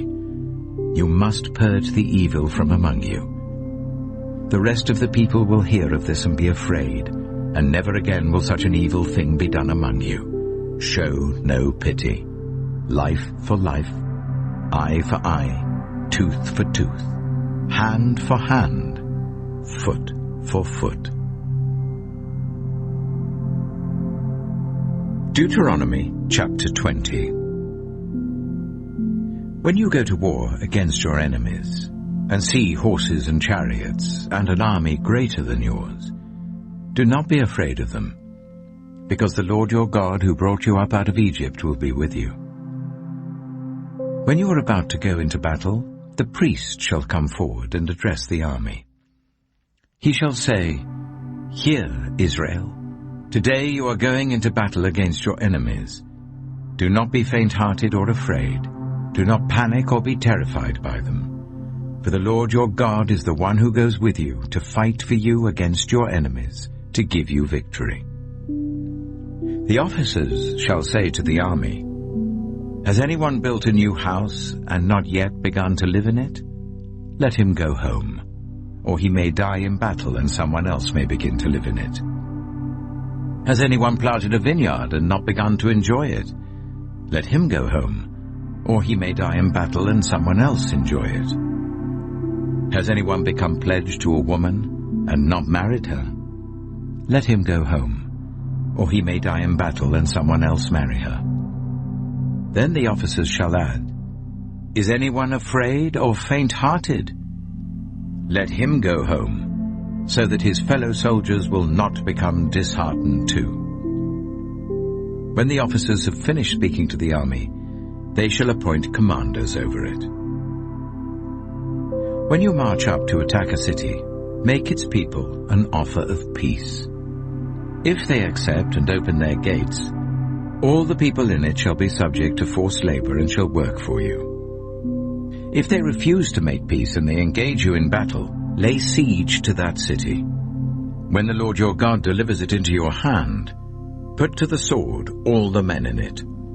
As for the women, the children, the livestock, and everything else in the city, you may take these as plunder for yourselves, and you may use the plunder the Lord your God gives you from your enemies. This is how you are to treat all the cities that are at a distance from you and do not belong to the nations nearby. However, in the cities of the nations the Lord your God is giving you as an inheritance, do not leave alive anything that breathes. Completely destroy them. The Hittites, Amorites, Canaanites, Perizzites, Hivites, and Jebusites, as the Lord your God has commanded you. Otherwise they will teach you to follow all the detestable things they do in worshipping their gods, and you will sin against the Lord your God. When you lay siege to a city for a long time, fighting against it to capture it, do not destroy its trees by putting an axe to them, because you can eat their fruit. Do not cut them down. Are the trees people that you should besiege them? However, you may cut down trees that you know are not fruit trees, and use them to build siege works until the city at war with you falls. Deuteronomy chapter 21. If someone is found slain, lying in a field in the land the Lord your God is giving you to possess, and it is not known who the killer was, your elders and judges shall go out and measure the distance from the body to the neighboring towns. Then the elders of the town nearest the body shall take a heifer that has never been worked and has never worn a yoke, and lead it down to a valley that has not been plowed or planted and where there is a flowing stream. There, in the valley, they are to break the heifer's neck. The Levitical priests shall step forward, for the Lord your God has chosen them to minister and to pronounce blessings in the name of the Lord, and to decide all cases of dispute and assault. Then all the elders of the town nearest the body shall wash their hands over the heifer whose neck was broken in the valley, and they shall declare, "Our hands did not shed this blood, nor did our eyes see it done." Accept this atonement for your people, Israel, whom you have redeemed, Lord, and do not hold your people guilty of the blood of an innocent person. Then the bloodshed will be atoned for, and you will have purged from yourselves the guilt of shedding innocent blood, since you have done what is right in the eyes of the Lord. When you go to war against your enemies, and the Lord your God delivers them into your hands, and you take captives, if you notice among the captives a beautiful woman and are attracted to her, you may take her as your wife. Bring her into your home, and make her shave her head, trim her nails, and put aside the clothes she was wearing when captured. After she has lived in your house and mourned her father and mother for a full month, then you may go to her and be her husband, and she shall be your wife. If you are not pleased with her, let her go wherever she wishes. You must not sell her or treat her as a slave, since you have dishonored her. If a man has 2 wives, and he loves one but not the other, and both bear him sons, but the firstborn is the son of the wife he does not love, when he wills his property to his sons, he must not give the rights of the firstborn to the son of the wife he loves, in preference to his actual firstborn, the son of the wife he does not love. He must acknowledge the son of his unloved wife as the firstborn by giving him a double share of all he has. That son is the first sign of his father's strength. The right of the firstborn belongs to him. If someone has a stubborn and rebellious son, who does not obey his father and mother, and will not listen to them when they discipline him, his father and mother shall take hold of him, and bring him to the elders at the gate of his town. They shall say to the elders, "This son of ours is stubborn and rebellious. He will not obey us. He is a glutton and a drunkard." Then all the men of his town are to stone him to death. You must purge the evil from among you. All Israel will hear of it and be afraid. If someone guilty of a capital offense is put to death and their body is exposed on a pole, you must not leave the body hanging on the pole overnight.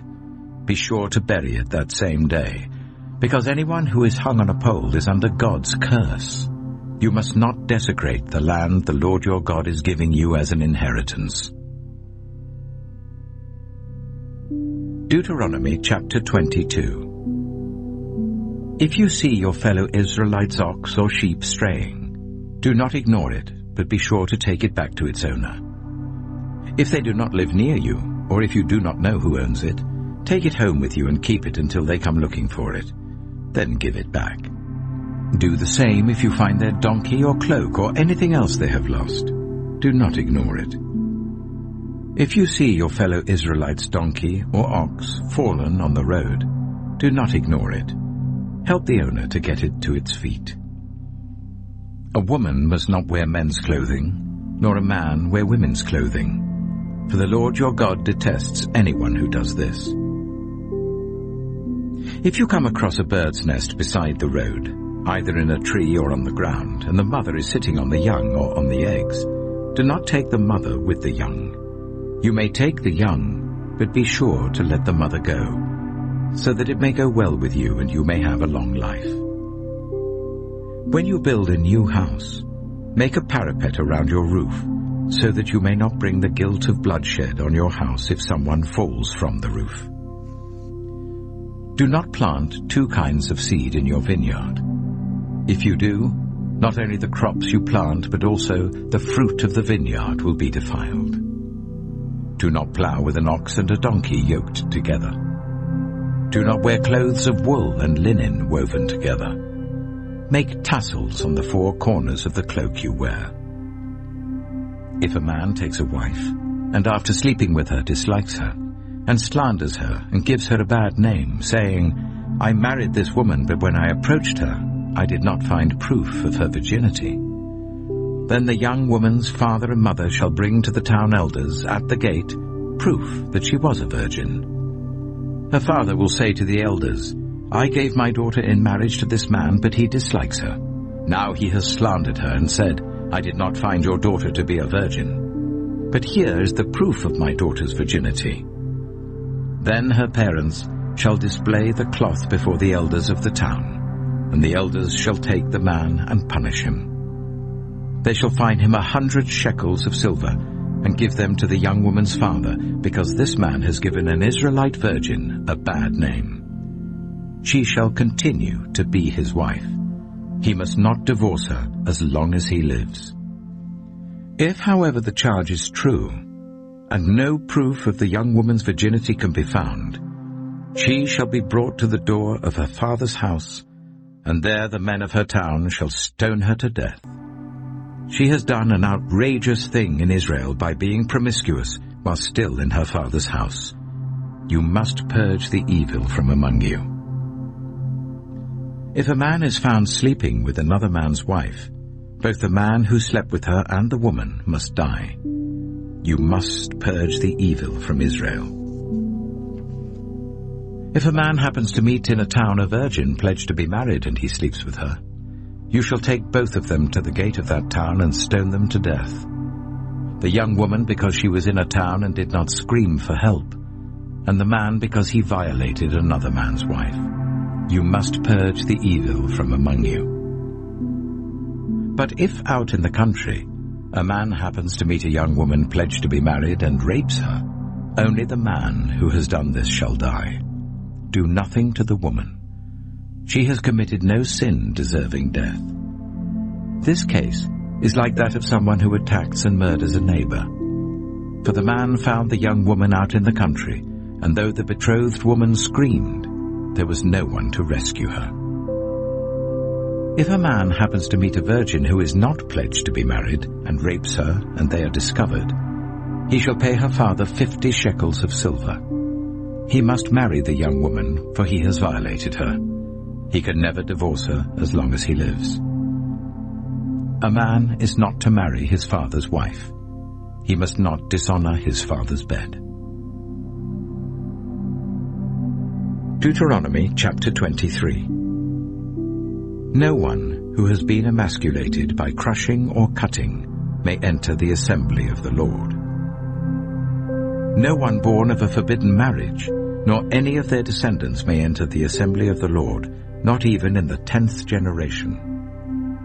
No Ammonite or Moabite, or any of their descendants may enter the assembly of the Lord, not even in the 10th generation. For they did not come to meet you with bread and water on your way when you came out of Egypt. And they hired Balaam, son of Beor, from Pethor in Aram Naharaim, to pronounce a curse on you. However, the Lord your God would not listen to Balaam, but turned the curse into a blessing for you, because the Lord your God loves you. Do not seek a treaty of friendship with them as long as you live. Do not despise an Edomite, for the Edomites are related to you. Do not despise an Egyptian, because you resided as foreigners in their country. The 3rd generation of children born to them may enter the assembly of the Lord. When you set up camp against your enemies, keep away from everything impure. If one of your men is unclean because of a nocturnal emission, he is to go outside the camp and stay there. But as evening approaches, he is to wash himself, and at sunset he may return to the camp. Designate a place outside the camp where you can go to relieve yourself. As part of your equipment, have something to dig with, and when you relieve yourself, dig a hole and cover up your excrement. For the Lord your God moves about in your camp to protect you and to deliver your enemies to you. Your camp must be holy, so that he will not see among you anything indecent and turn away from you. If a slave has taken refuge with you, do not hand them over to their master. Let them live among you wherever they like, and in whatever town they choose. Do not oppress them. No Israelite man or woman is to become a shrine prostitute. You must not bring the earnings of a female prostitute or of a male prostitute into the house of the Lord your God to pay any vow, because the Lord your God detests them both. Do not charge a fellow Israelite interest, whether on money or food or anything else that may earn interest. You may charge a foreigner interest, but not a fellow Israelite, so that the Lord your God may bless you in everything you put your hand to, in the land you are entering to possess. If you make a vow to the Lord your God, do not be slow to pay it, for the Lord your God will certainly demand it of you, and you will be guilty of sin. But if you refrain from making a vow, you will not be guilty. Whatever your lips utter, you must be sure to do, because you made your vow freely to the Lord your God with your own mouth. If you enter your neighbor's vineyard, you may eat all the grapes you want, but do not put any in your basket. If you enter your neighbor's cornfield, you may pick the ears with your hands, but you must not put a sickle to their standing corn. Deuteronomy chapter 24. If a man marries a woman who becomes displeasing to him because he finds something indecent about her, and he writes her a certificate of divorce, gives it to her and sends her from his house, and if after she leaves his house she becomes the wife of another man, and her second husband dislikes her and writes her a certificate of divorce, gives it to her and sends her from his house, or if he dies, then her first husband who divorced her is not allowed to marry her again after she has been defiled. That would be detestable in the eyes of the Lord. Do not bring sin upon the land the Lord your God is giving you as an inheritance. If a man has recently married, he must not be sent to war or have any other duty laid on him. For 1 year he is to be free to stay at home and bring happiness to the wife he has married. Do not take a pair of millstones, not even the upper one, as security for a debt, because that would be taking a person's livelihood as security. If someone is caught kidnapping a fellow Israelite and treating or selling them as a slave, the kidnapper must die. You must purge the evil from among you. In cases of defiling skin diseases, be very careful to do exactly as the Levitical priests instruct you. You must follow carefully what I have commanded them. Remember what the Lord your God did to Miriam along the way after you came out of Egypt. When you make a loan of any kind to your neighbor, do not go into their house to get what is offered to you as a pledge. Stay outside, and let the neighbor to whom you are making the loan bring the pledge out to you. If the neighbor is poor, do not go to sleep with their pledge in your possession. Return their cloak by sunset, so that your neighbor may sleep in it. Then they will thank you, and it will be regarded as a righteous act in the sight of the Lord your God. Do not take advantage of a hired worker who is poor and needy, whether that worker is a fellow Israelite or a foreigner residing in one of your towns. Pay them their wages each day before sunset, because they are poor and are counting on it. Otherwise they may cry to the Lord against you, and you will be guilty of sin. Parents are not to be put to death for their children, nor children put to death for their parents. Each will die for their own sin. Do not deprive the foreigner or the fatherless of justice, or take the cloak of the widow as a pledge. Remember that you were slaves in Egypt, and the Lord your God redeemed you from there. That is why I command you to do this.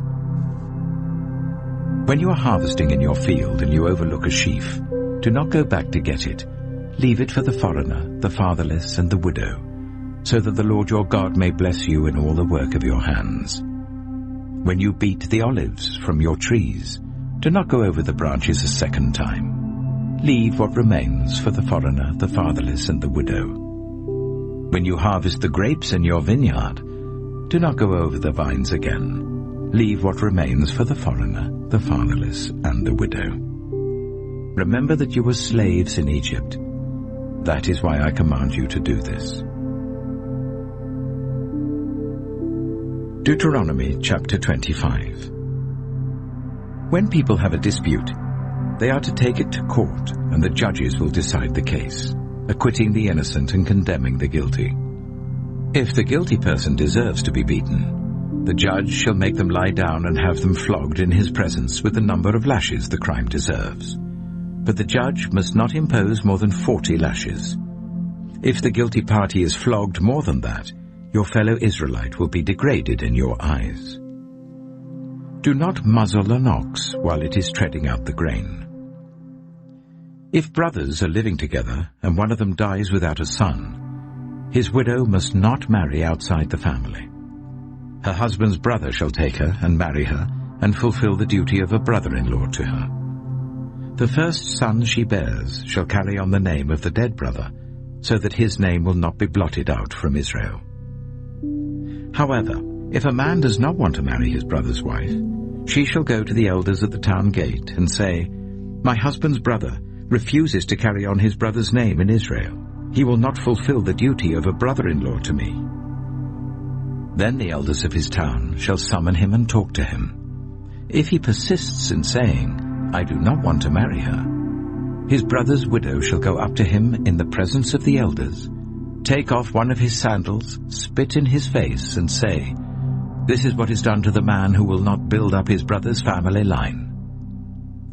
That man's line shall be known in Israel as the family of the unsandaled. If two men are fighting, and the wife of one of them comes to rescue her husband from his assailant, and she reaches out and seizes him by his private parts, you shall cut off her hand, show her no pity. Do not have two differing weights in your bag, one heavy, one light. Do not have two differing measures in your house, one large, one small. You must have accurate and honest weights and measures, so that you may live long in the land the Lord your God is giving you. For the Lord your God detests anyone who does these things, anyone who deals dishonestly. Remember what the Amalekites did to you along the way when you came out of Egypt. When you were weary and worn out, they met you on your journey and attacked all who were lagging behind. They had no fear of God. When the Lord your God gives you rest from all the enemies around you in the land he is giving you to possess as an inheritance, you shall blot out the name of Amalek from under heaven. Do not forget. Deuteronomy chapter 26. When you have entered the land the Lord your God is giving you as an inheritance, and have taken possession of it and settled in it, take some of the first fruits of all that you produce from the soil of the land that the Lord your God is giving you, and put them in a basket. Then go to the place that the Lord your God will choose as a dwelling for his name, and say to the priest in office at the time, "I declare today to the Lord your God that I have come to the land the Lord swore to our ancestors to give us." The priest shall take the basket from your hands and set it down in front of the altar of the Lord your God.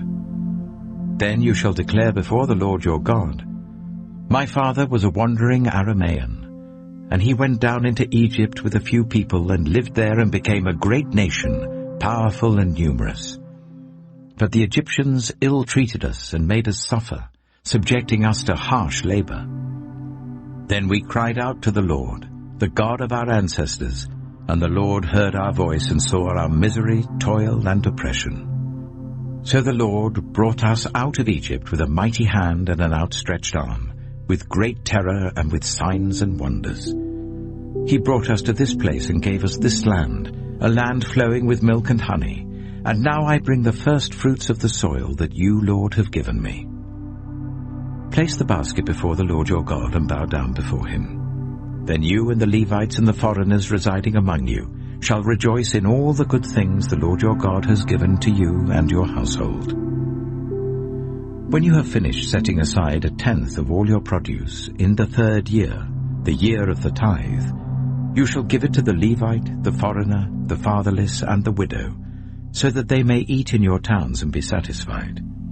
Then say to the Lord your God, "I have removed from my house the sacred portion, and have given it to the Levite, the foreigner, the fatherless, and the widow, according to all you commanded.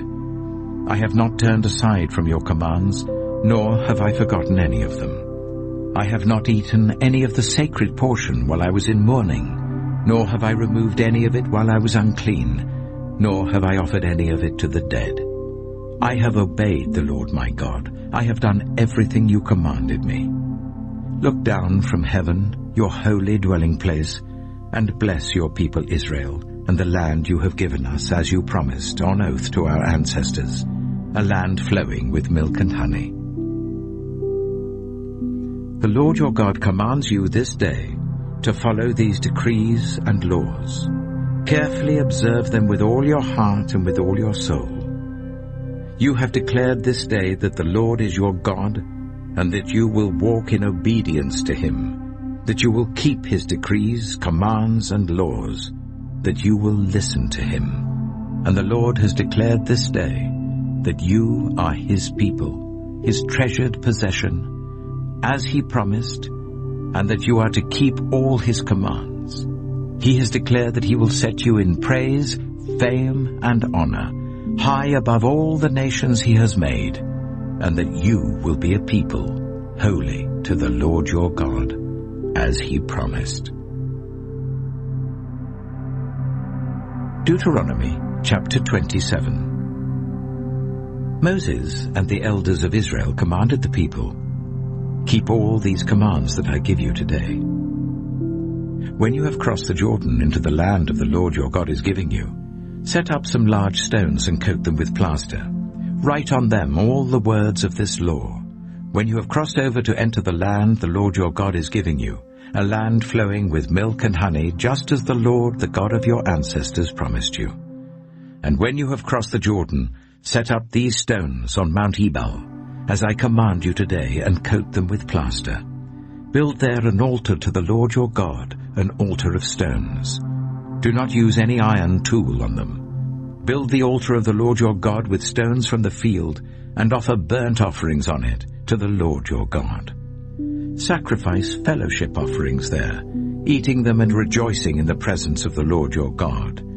And you shall write very clearly all the words of this law on these stones you have set up."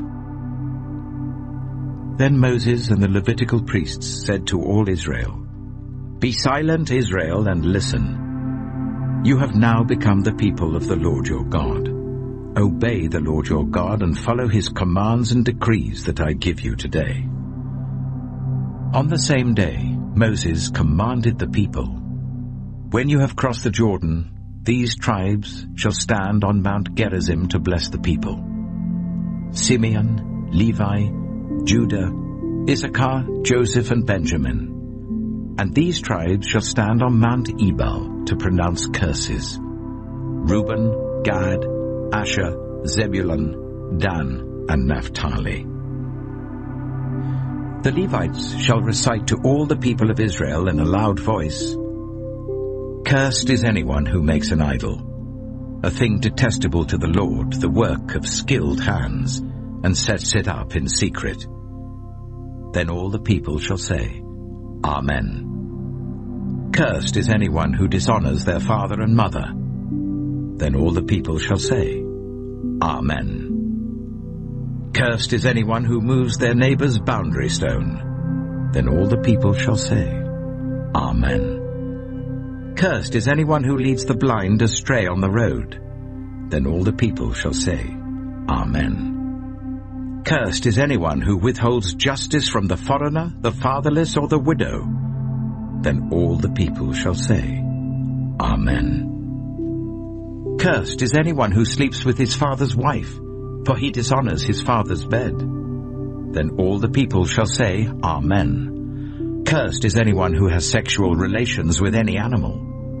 Then all the people shall say, Amen.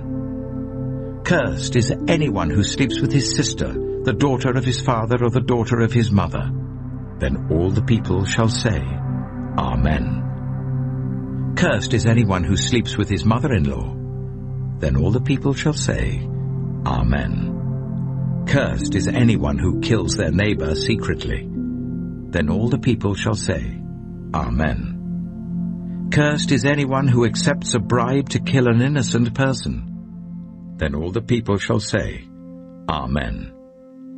Cursed is anyone who does not uphold the words of this law by carrying them out. Then all the people shall say, Amen. Deuteronomy chapter 28. If you fully obey the Lord your God, and carefully follow all his commands that I give you today, The Lord your God will set you high above all the nations on earth. All these blessings will come on you and accompany you if you obey the Lord your God. You will be blessed in the city and blessed in the country. The fruit of your womb will be blessed, and the crops of your land and the young of your livestock, the calves of your herds and the lambs of your flocks. Your basket and your kneading trough will be blessed. You will be blessed when you come in and blessed when you go out. The Lord will grant that the enemies who rise up against you will be defeated before you. They will come at you from one direction, but flee from you in 7. The Lord will send a blessing on your barns and on everything you put your hand to. The Lord your God will bless you in the land he is giving you. The Lord will establish you as his holy people, as he promised you on oath, if you keep the commands of the Lord your God and walk in obedience to him. Then all the peoples on earth will see that you are called by the name of the Lord, and they will fear you. The Lord will grant you abundant prosperity in the fruit of your womb, the young of your livestock, and the crops of your ground, in the land he swore to your ancestors to give you. The Lord will open the heavens, the storehouse of his bounty, to send rain on your land in season and to bless all the work of your hands. You will lend to many nations, but will borrow from none. The Lord will make you the head, not the tail. If you pay attention to the commands of the Lord your God that I give you this day, and carefully follow them, you will always be at the top, never at the bottom. Do not turn aside from any of the commands I give you today to the right or to the left, following other gods and serving them. However, if you do not obey the Lord your God, and do not carefully follow all his commands and decrees I am giving you today, all these curses will come on you and overtake you. You will be cursed in the city and cursed in the country. Your basket and your kneading trough will be cursed. The fruit of your womb will be cursed, and the crops of your land, and the calves of your herds, and the lambs of your flocks. You will be cursed when you come in, and cursed when you go out. The Lord will send on you curses, confusion, and rebuke in everything you put your hand to, until you are destroyed and come to sudden ruin because of the evil you have done in forsaking him. The Lord will plague you with diseases until he has destroyed you from the land you are entering to possess. The Lord will strike you with wasting disease, with fever and inflammation, with scorching heat and drought, with blight and mildew, which will plague you until you perish. The sky over your head will be bronze, the ground beneath you iron. The Lord will turn the rain of your country into dust and powder. It will come down from the skies until you are destroyed. The Lord will cause you to be defeated before your enemies. You will come at them from one direction, but flee from them in 7, and you will become a thing of horror to all the kingdoms on earth. Your carcasses will be food for all the birds and the wild animals, and there will be no one to frighten them away. The Lord will afflict you with the boils of Egypt, and with tumors, festering sores, and the itch from which you cannot be cured. The Lord will afflict you with madness, blindness, and confusion of mind. At midday you will grope about like a blind person in the dark. You will be unsuccessful in everything you do. Day after day you will be oppressed and robbed, with no one to rescue you. You will be pledged to be married to a woman, but another will take her and rape her. You will build a house, but you will not live in it. You will plant a vineyard, but you will not even begin to enjoy its fruit. Your ox will be slaughtered before your eyes, but you will eat none of it. Your donkey will be forcibly taken from you, and will not be returned. Your sheep will be given to your enemies, and no one will rescue them. Your sons and daughters will be given to another nation, and you will wear out your eyes watching for them day after day, powerless to lift a hand. A people that you do not know will eat what your land and labor produce, and you will have nothing but cruel oppression all your days. The sights you see will drive you mad. The Lord will afflict your knees and legs with painful boils that cannot be cured, spreading from the soles of your feet to the top of your head. The Lord will drive you and the king you set over you to a nation unknown to you or your ancestors. There you will worship other gods, gods of wood and stone. You will become a thing of horror, a byword, and an object of ridicule among the peoples where the Lord will drive you. You will sow much seed in the field, but you will harvest little, because locusts will devour it. You will plant vineyards and cultivate them, but you will not drink the wine or gather the grapes, because worms will eat them. You will have olive trees throughout your country, but you will not use the oil, because the olives will drop off. You will have sons and daughters, but you will not keep them, because they will go into captivity. Swarms of locusts will take over all your trees and the crops of your land. The foreigners who reside among you will rise above you higher and higher, but you will sink lower and lower. They will lend to you, but you will not lend to them. They will be the head, but you will be the tail. All these curses will come on you. They will pursue you and overtake you until you are destroyed, because you did not obey the Lord your God and observe the commands and decrees he gave you. They will be a sign and a wonder to you and your descendants forever. Because you did not serve the Lord your God joyfully and gladly in the time of prosperity, therefore in hunger and thirst, in nakedness and dire poverty, you will serve the enemy the Lord sends against you. He will put an iron yoke on your neck until he has destroyed you. The Lord will bring a nation against you from far away, from the ends of the earth, like an eagle swooping down, a nation whose language you will not understand, a fierce-looking nation without respect for the old or pity for the young.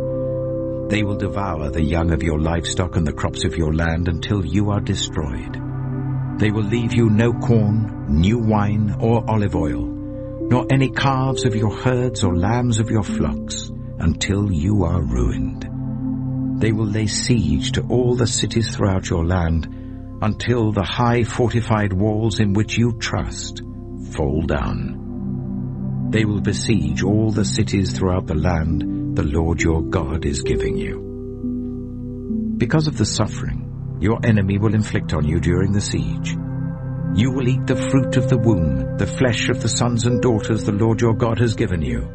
Even the most gentle and sensitive man among you will have no compassion on his own brother, or the wife he loves, or his surviving children, and he will not give to one of them any of the flesh of his children that he is eating. It will be all he has left, because of the suffering that your enemy will inflict on you during the siege of all your cities. The most gentle and sensitive woman among you, so sensitive and gentle that she would not venture to touch the ground with the sole of her foot, will begrudge the husband she loves and her own son or daughter the afterbirth from her womb and the children she bears.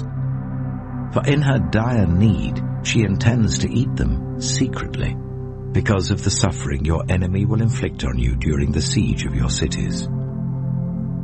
If you do not carefully follow all the words of this law which are written in this book, and do not revere this glorious and awesome name, the Lord your God, the Lord will send fearful plagues on you and your descendants, harsh and prolonged disasters, and severe and lingering illnesses.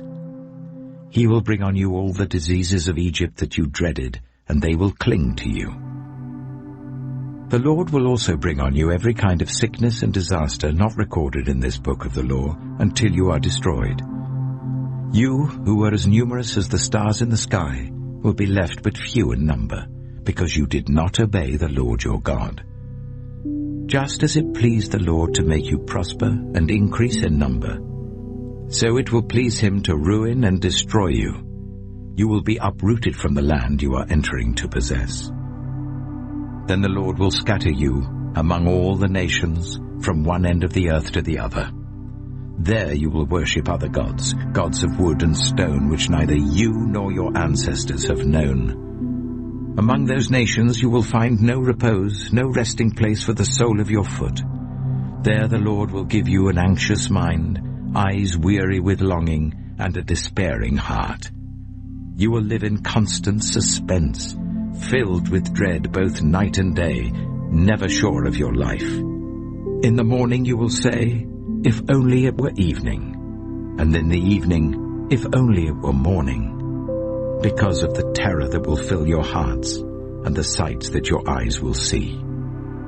The Lord will send you back in ships to Egypt, on a journey I said you should never make again. There you will offer yourselves for sale to your enemies as male and female slaves, but no one will buy you.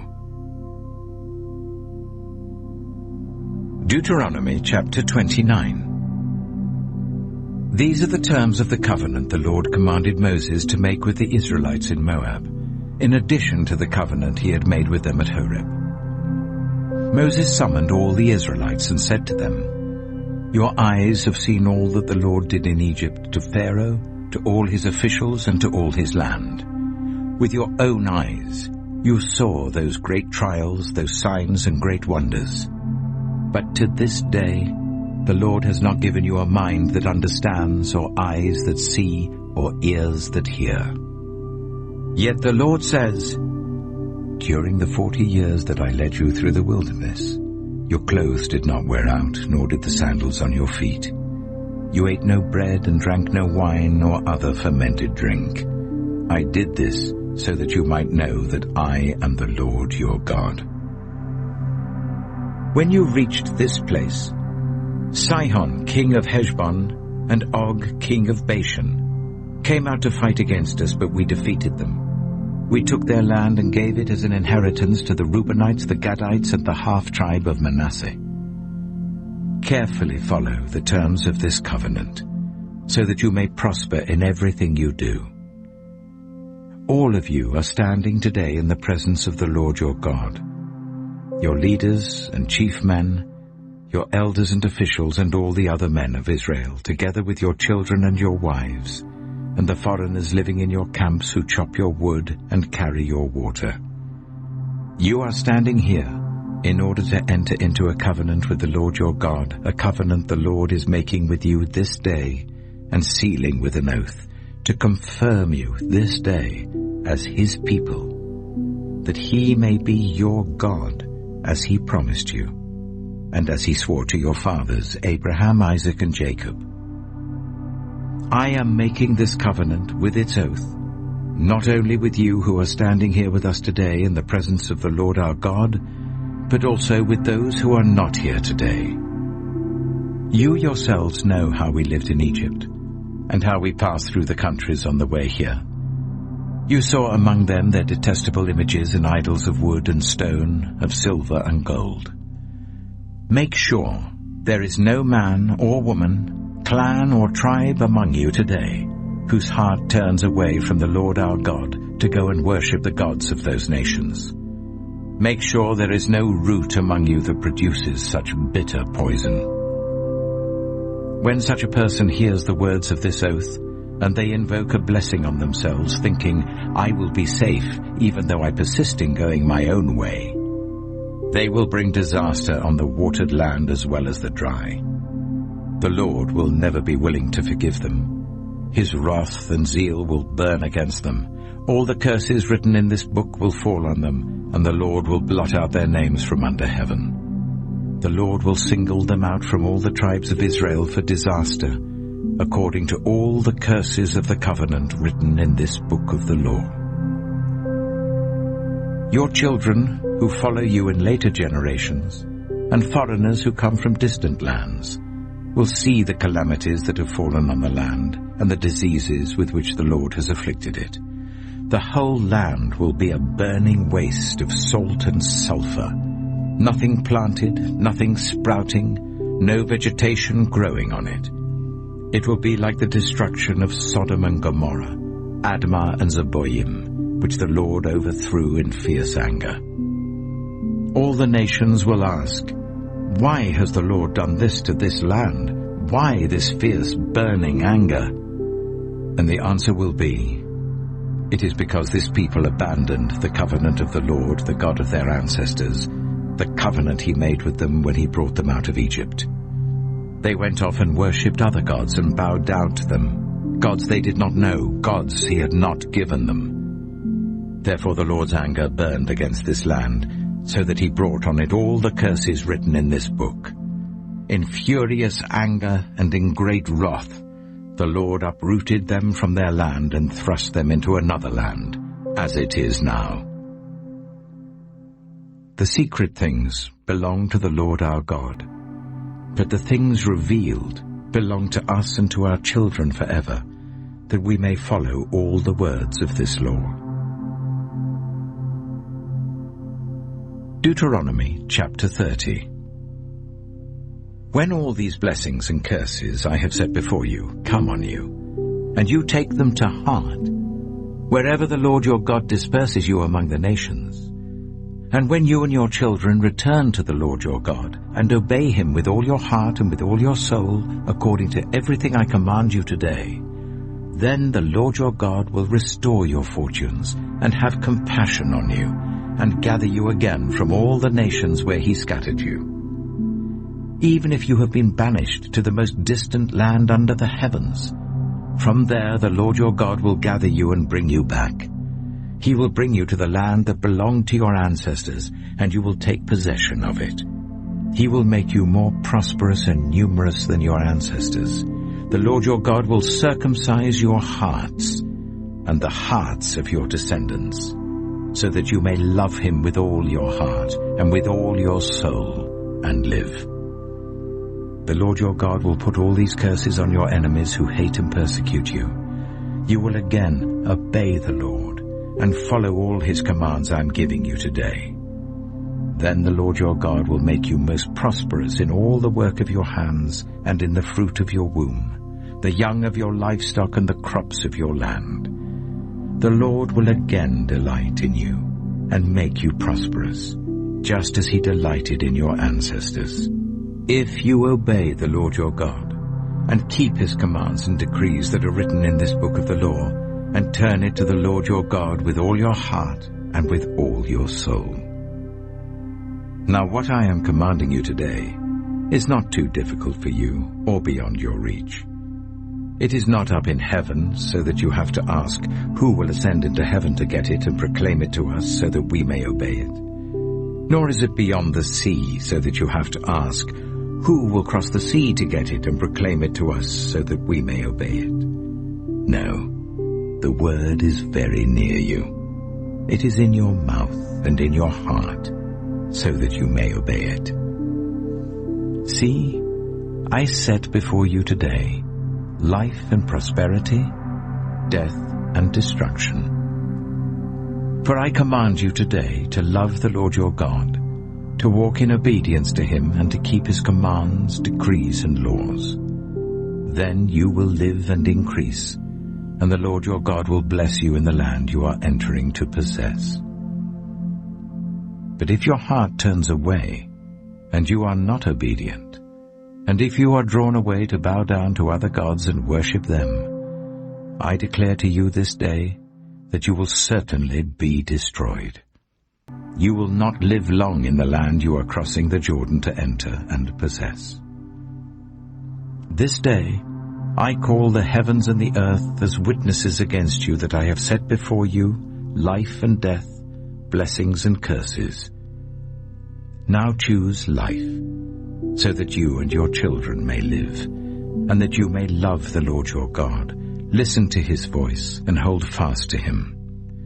For the Lord is your life, and he will give you many years in the land he swore to give to your fathers, Abraham, Isaac, and Jacob. Deuteronomy chapter 31. Then Moses went out and spoke these words to all Israel. I am now 120 years old, and I am no longer able to lead you. The Lord has said to me, you shall not cross the Jordan. The Lord your God himself will cross over ahead of you. He will destroy these nations before you, and you will take possession of their land. Joshua also will cross over ahead of you, as the Lord said. And the Lord will do to them what he did to Sihon and Og, the kings of the Amorites, whom he destroyed along with their land. The Lord will deliver them to you, and you must do to them all that I have commanded you. Be strong and courageous. Do not be afraid or terrified because of them. For the Lord your God goes with you. He will never leave you nor forsake you. Then Moses summoned Joshua and said to him in the presence of all Israel, Be strong and courageous, for you must go with this people into the land that the Lord swore to their ancestors to give them, and you must divide it among them as their inheritance. The Lord himself goes before you and will be with you. He will never leave you nor forsake you. Do not be afraid. Do not be discouraged. So Moses wrote down this law and gave it to the Levitical priests, who carried the ark of the covenant of the Lord, and to all the elders of Israel. Then Moses commanded them, At the end of every 7 years, in the year for cancelling debts, during the festival of tabernacles, when all Israel comes to appear before the Lord your God at the place he will choose, you shall read this law before them in their hearing. Assemble the people, men, women, and children, and the foreigners residing in your towns, so that they can listen and learn to fear the Lord your God, and follow carefully all the words of this law. Their children, who do not know this law, must hear it and learn to fear the Lord your God as long as you live in the land you are crossing the Jordan to possess. The Lord said to Moses, Now the day of your death is near. Call Joshua and present yourselves at the tent of meeting, where I will commission him. So Moses and Joshua came and presented themselves at the tent of meeting. Then the Lord appeared at the tent in a pillar of cloud, and the cloud stood over the entrance to the tent. And the Lord said to Moses, You are going to rest with your ancestors, and these people will soon prostitute themselves to the foreign gods of the land they are entering. They will forsake me and break the covenant I made with them. And in that day I will become angry with them and forsake them. I will hide my face from them, and they will be destroyed. Many disasters and calamities will come on them, and in that day they will ask, Have not these disasters come on us because our God is not with us? And I will certainly hide my face in that day, because of all their wickedness in turning to other gods. Now write down this song, and teach it to the Israelites, and make them sing it, so that it may be a witness for me against them. When I have brought them into the land flowing with milk and honey, the land I promised on oath to their ancestors, and when they eat their fill and thrive, they will turn to other gods and worship them, rejecting me and breaking my covenant. And when many disasters and calamities come on them, this song will testify against them, because it will not be forgotten by their descendants. I know what they are disposed to do even before I bring them into the land I promised them on oath. So Moses wrote down this song that day and taught it to the Israelites. The Lord gave this command to Joshua son of Nun. Be strong and courageous, for you will bring the Israelites into the land I promised them on oath, and I myself will be with you. After Moses finished writing in a book the words of this law from beginning to end, he gave this command to the Levites who carried the ark of the covenant of the Lord. Take this book of the law and place it beside the ark of the covenant of the Lord your God. There it will remain as a witness against you. For I know how rebellious and stiff-necked you are. If you have been rebellious against the Lord while I am still alive and with you, how much more will you rebel after I die? Assemble before me all the elders of your tribes and all your officials, so that I can speak these words in their hearing, and call the heavens and the earth to testify against them. For I know that after my death you are sure to become utterly corrupt, and to turn from the way I have commanded you. In days to come, disaster will fall on you because you will do evil in the sight of the Lord, and arouse his anger by what your hands have made. And Moses recited the words of this song from beginning to end in the hearing of the whole assembly of Israel. Deuteronomy chapter 32. Listen, you heavens, and I will speak. Hear, you earth, the words of my mouth. Let my teaching fall like rain, and my words descend like dew, like showers on new grass, like abundant rain on tender plants. I will proclaim the name of the Lord. O praise the greatness of our God. He is the rock, his works are perfect, and all his ways are just. A faithful God who does no wrong, upright and just is he. They are corrupt and not his children. To their shame they are a warped and crooked generation. Is this the way you repay the Lord, you foolish and unwise people? Is he not your Father, your Creator, who made you and formed you? Remember the days of old. Consider the generations long past. Ask your father, and he will tell you, your elders, and they will explain to you.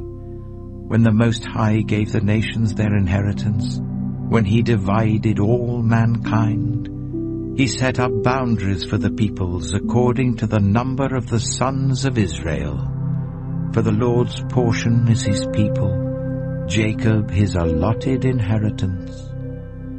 In a desert land he found him, in a barren and howling waste. He shielded him and cared for him. He guarded him as the apple of his eye, like an eagle that stirs up its nest and hovers over its young, that spread its wings to catch them and carries them on its pinions. The Lord alone led him, no foreign god was with him. He made him ride on the heights of the land, and fed him with the fruit of the fields. He nourished him with honey from the rock, and with oil from the flinty crag, with curds and milk from herds and flock, and with fattened lambs and goats, with choice rams of Bashan, and the finest grains of wheat. You drank the foaming blood of the grape. Jeshurun grew fat and kicked.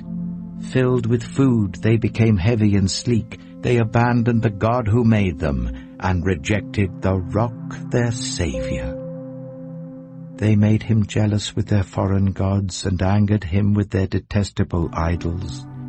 They sacrificed to false gods, which are not God, gods they had not known, gods that had recently appeared, gods your ancestors did not fear. You deserted the rock who fathered you.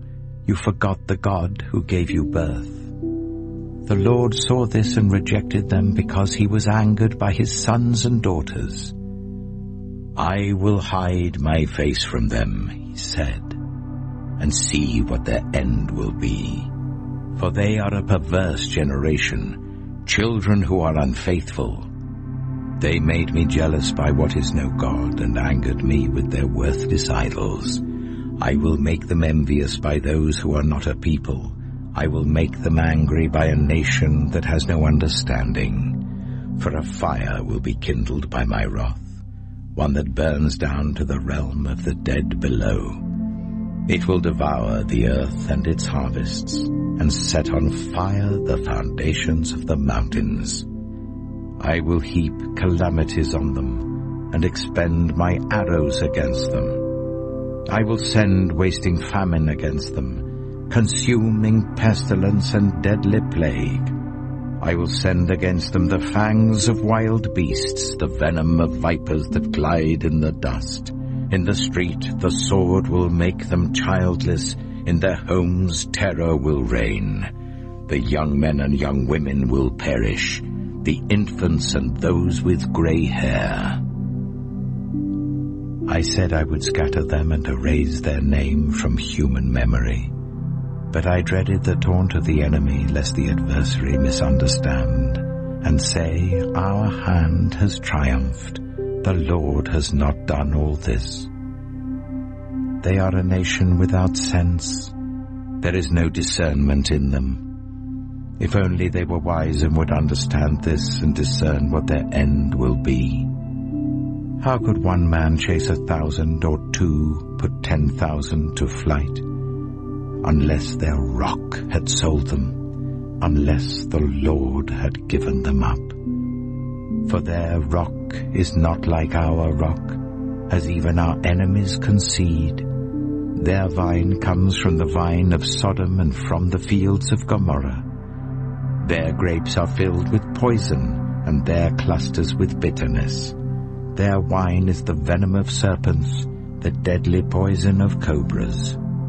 Have I not kept this in reserve, and sealed it in my vaults? It is mine to avenge. I will repay. In due time their foot will slip. Their day of disaster is near, and their doom rushes upon them. The Lord will vindicate his people and relent concerning his servants, when he sees their strength is gone and no one is left slave or free. He will say, "Now where are their gods, the rock they took refuge in, the gods who ate the fat of their sacrifices and drank the wine of their drink offerings? Let them rise up to help you. Let them give you shelter. See now that I myself am he. There is no God beside me. I put to death and I bring to life. I have wounded and I will heal, and no one can deliver out of my hand. I lift my hand to heaven and solemnly swear, as surely as I live forever, when I sharpen my flashing sword and my hand grasps it in judgment, I will take vengeance on my adversaries and repay those who hate me. I will make my arrows drunk with blood, while my sword devours flesh, the blood of the slain and the captives, the heads of the enemy leaders. Rejoice, you nations, with his people, for he will avenge the blood of his servants. He will take vengeance on his enemies and make atonement for his land and people. Moses came with Joshua son of Nun, and spoke all the words of this song in the hearing of the people. When Moses had finished reciting all these words to all Israel, he said to them, "Take to heart all the words I have solemnly declared to you this day, so that you may command your children to obey carefully all the words of this law. They are not just idle words for you. They are your life. By them you will live long in the land you are crossing the Jordan to possess." On that same day, the Lord told Moses, "Go up into the Abarim range, to Mount Nebo in Moab, opposite Jericho, and view Canaan, the land I am giving the Israelites as their own possession. There, on the mountain that you have climbed, you will die and be gathered to your people, just as your brother Aaron died on Mount Hor and was gathered to his people. This is because both of you broke faith with me in the presence of the Israelites at the waters of Meribah Kadesh, in the desert of Zin, and because you did not uphold my holiness among the Israelites.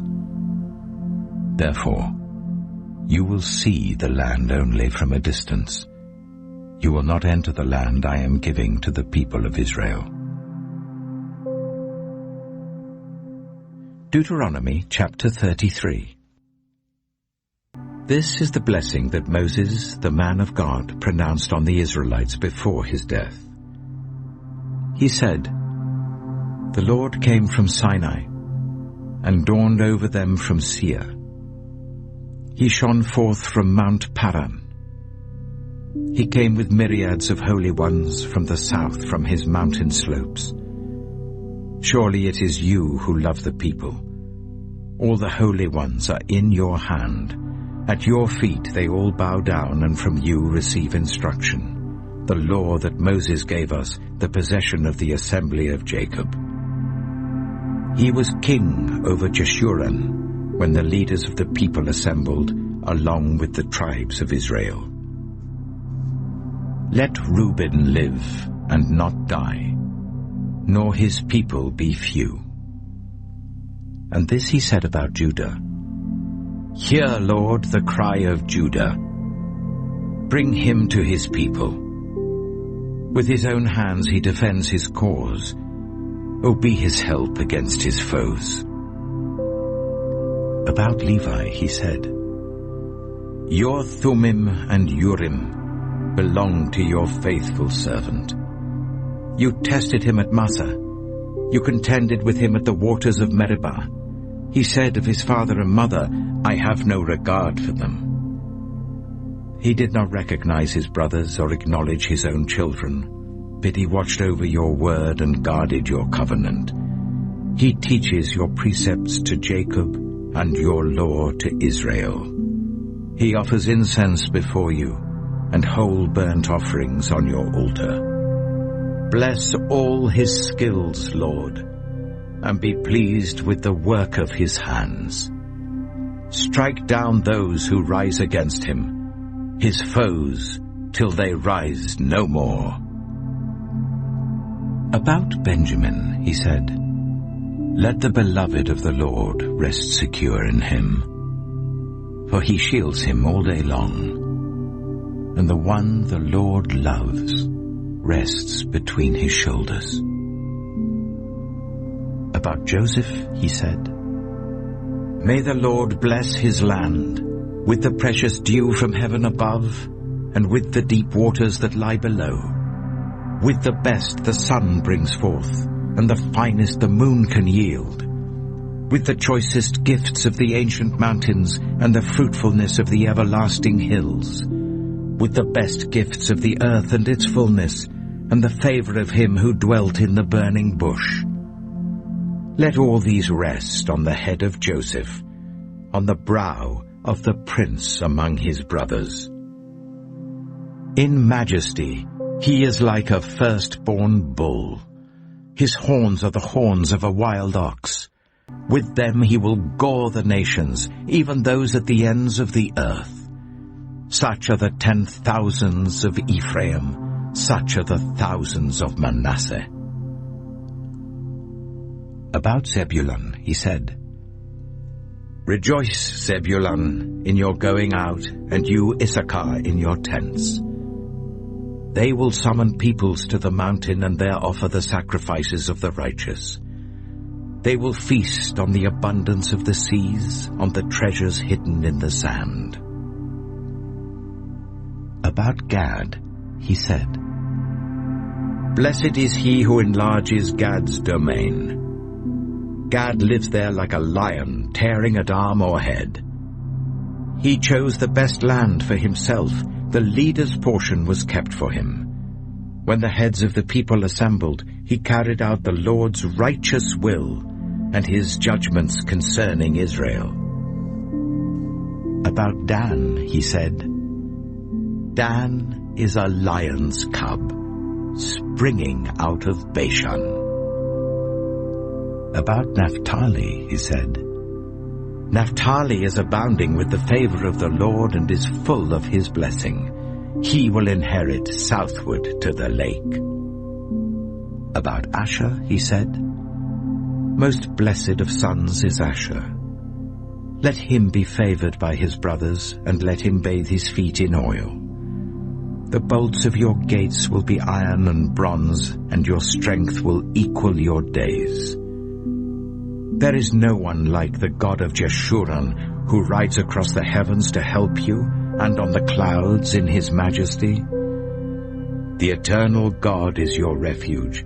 and underneath are the everlasting arms. He will drive out your enemies before you, saying, "Destroy them." So Israel will live in safety. Jacob will dwell secure in a land of grain and new wine, where the heavens drop dew. Blessed are you, Israel. Who is like you, a people saved by the Lord? He is your shield and helper, and your glorious sword. Your enemies will cower before you, and you will tread on their heights. Deuteronomy chapter 34. Then Moses climbed Mount Nebo from the plains of Moab to the top of Pisgah opposite Jericho. There the Lord showed him the whole land, from Gilead to Dan, all of Naphtali, the territory of Ephraim and Manasseh, all the land of Judah as far as the Mediterranean Sea, the Negev, and the whole region from the valley of Jericho, the city of palms, as far as Zoar. Then the Lord said to him, "This is the land I promised on oath to Abraham, Isaac, and Jacob, when I said, I will give it to your descendants. I have let you see it with your eyes, but you will not cross over into it." And Moses, the servant of the Lord, died there in Moab, as the Lord had said.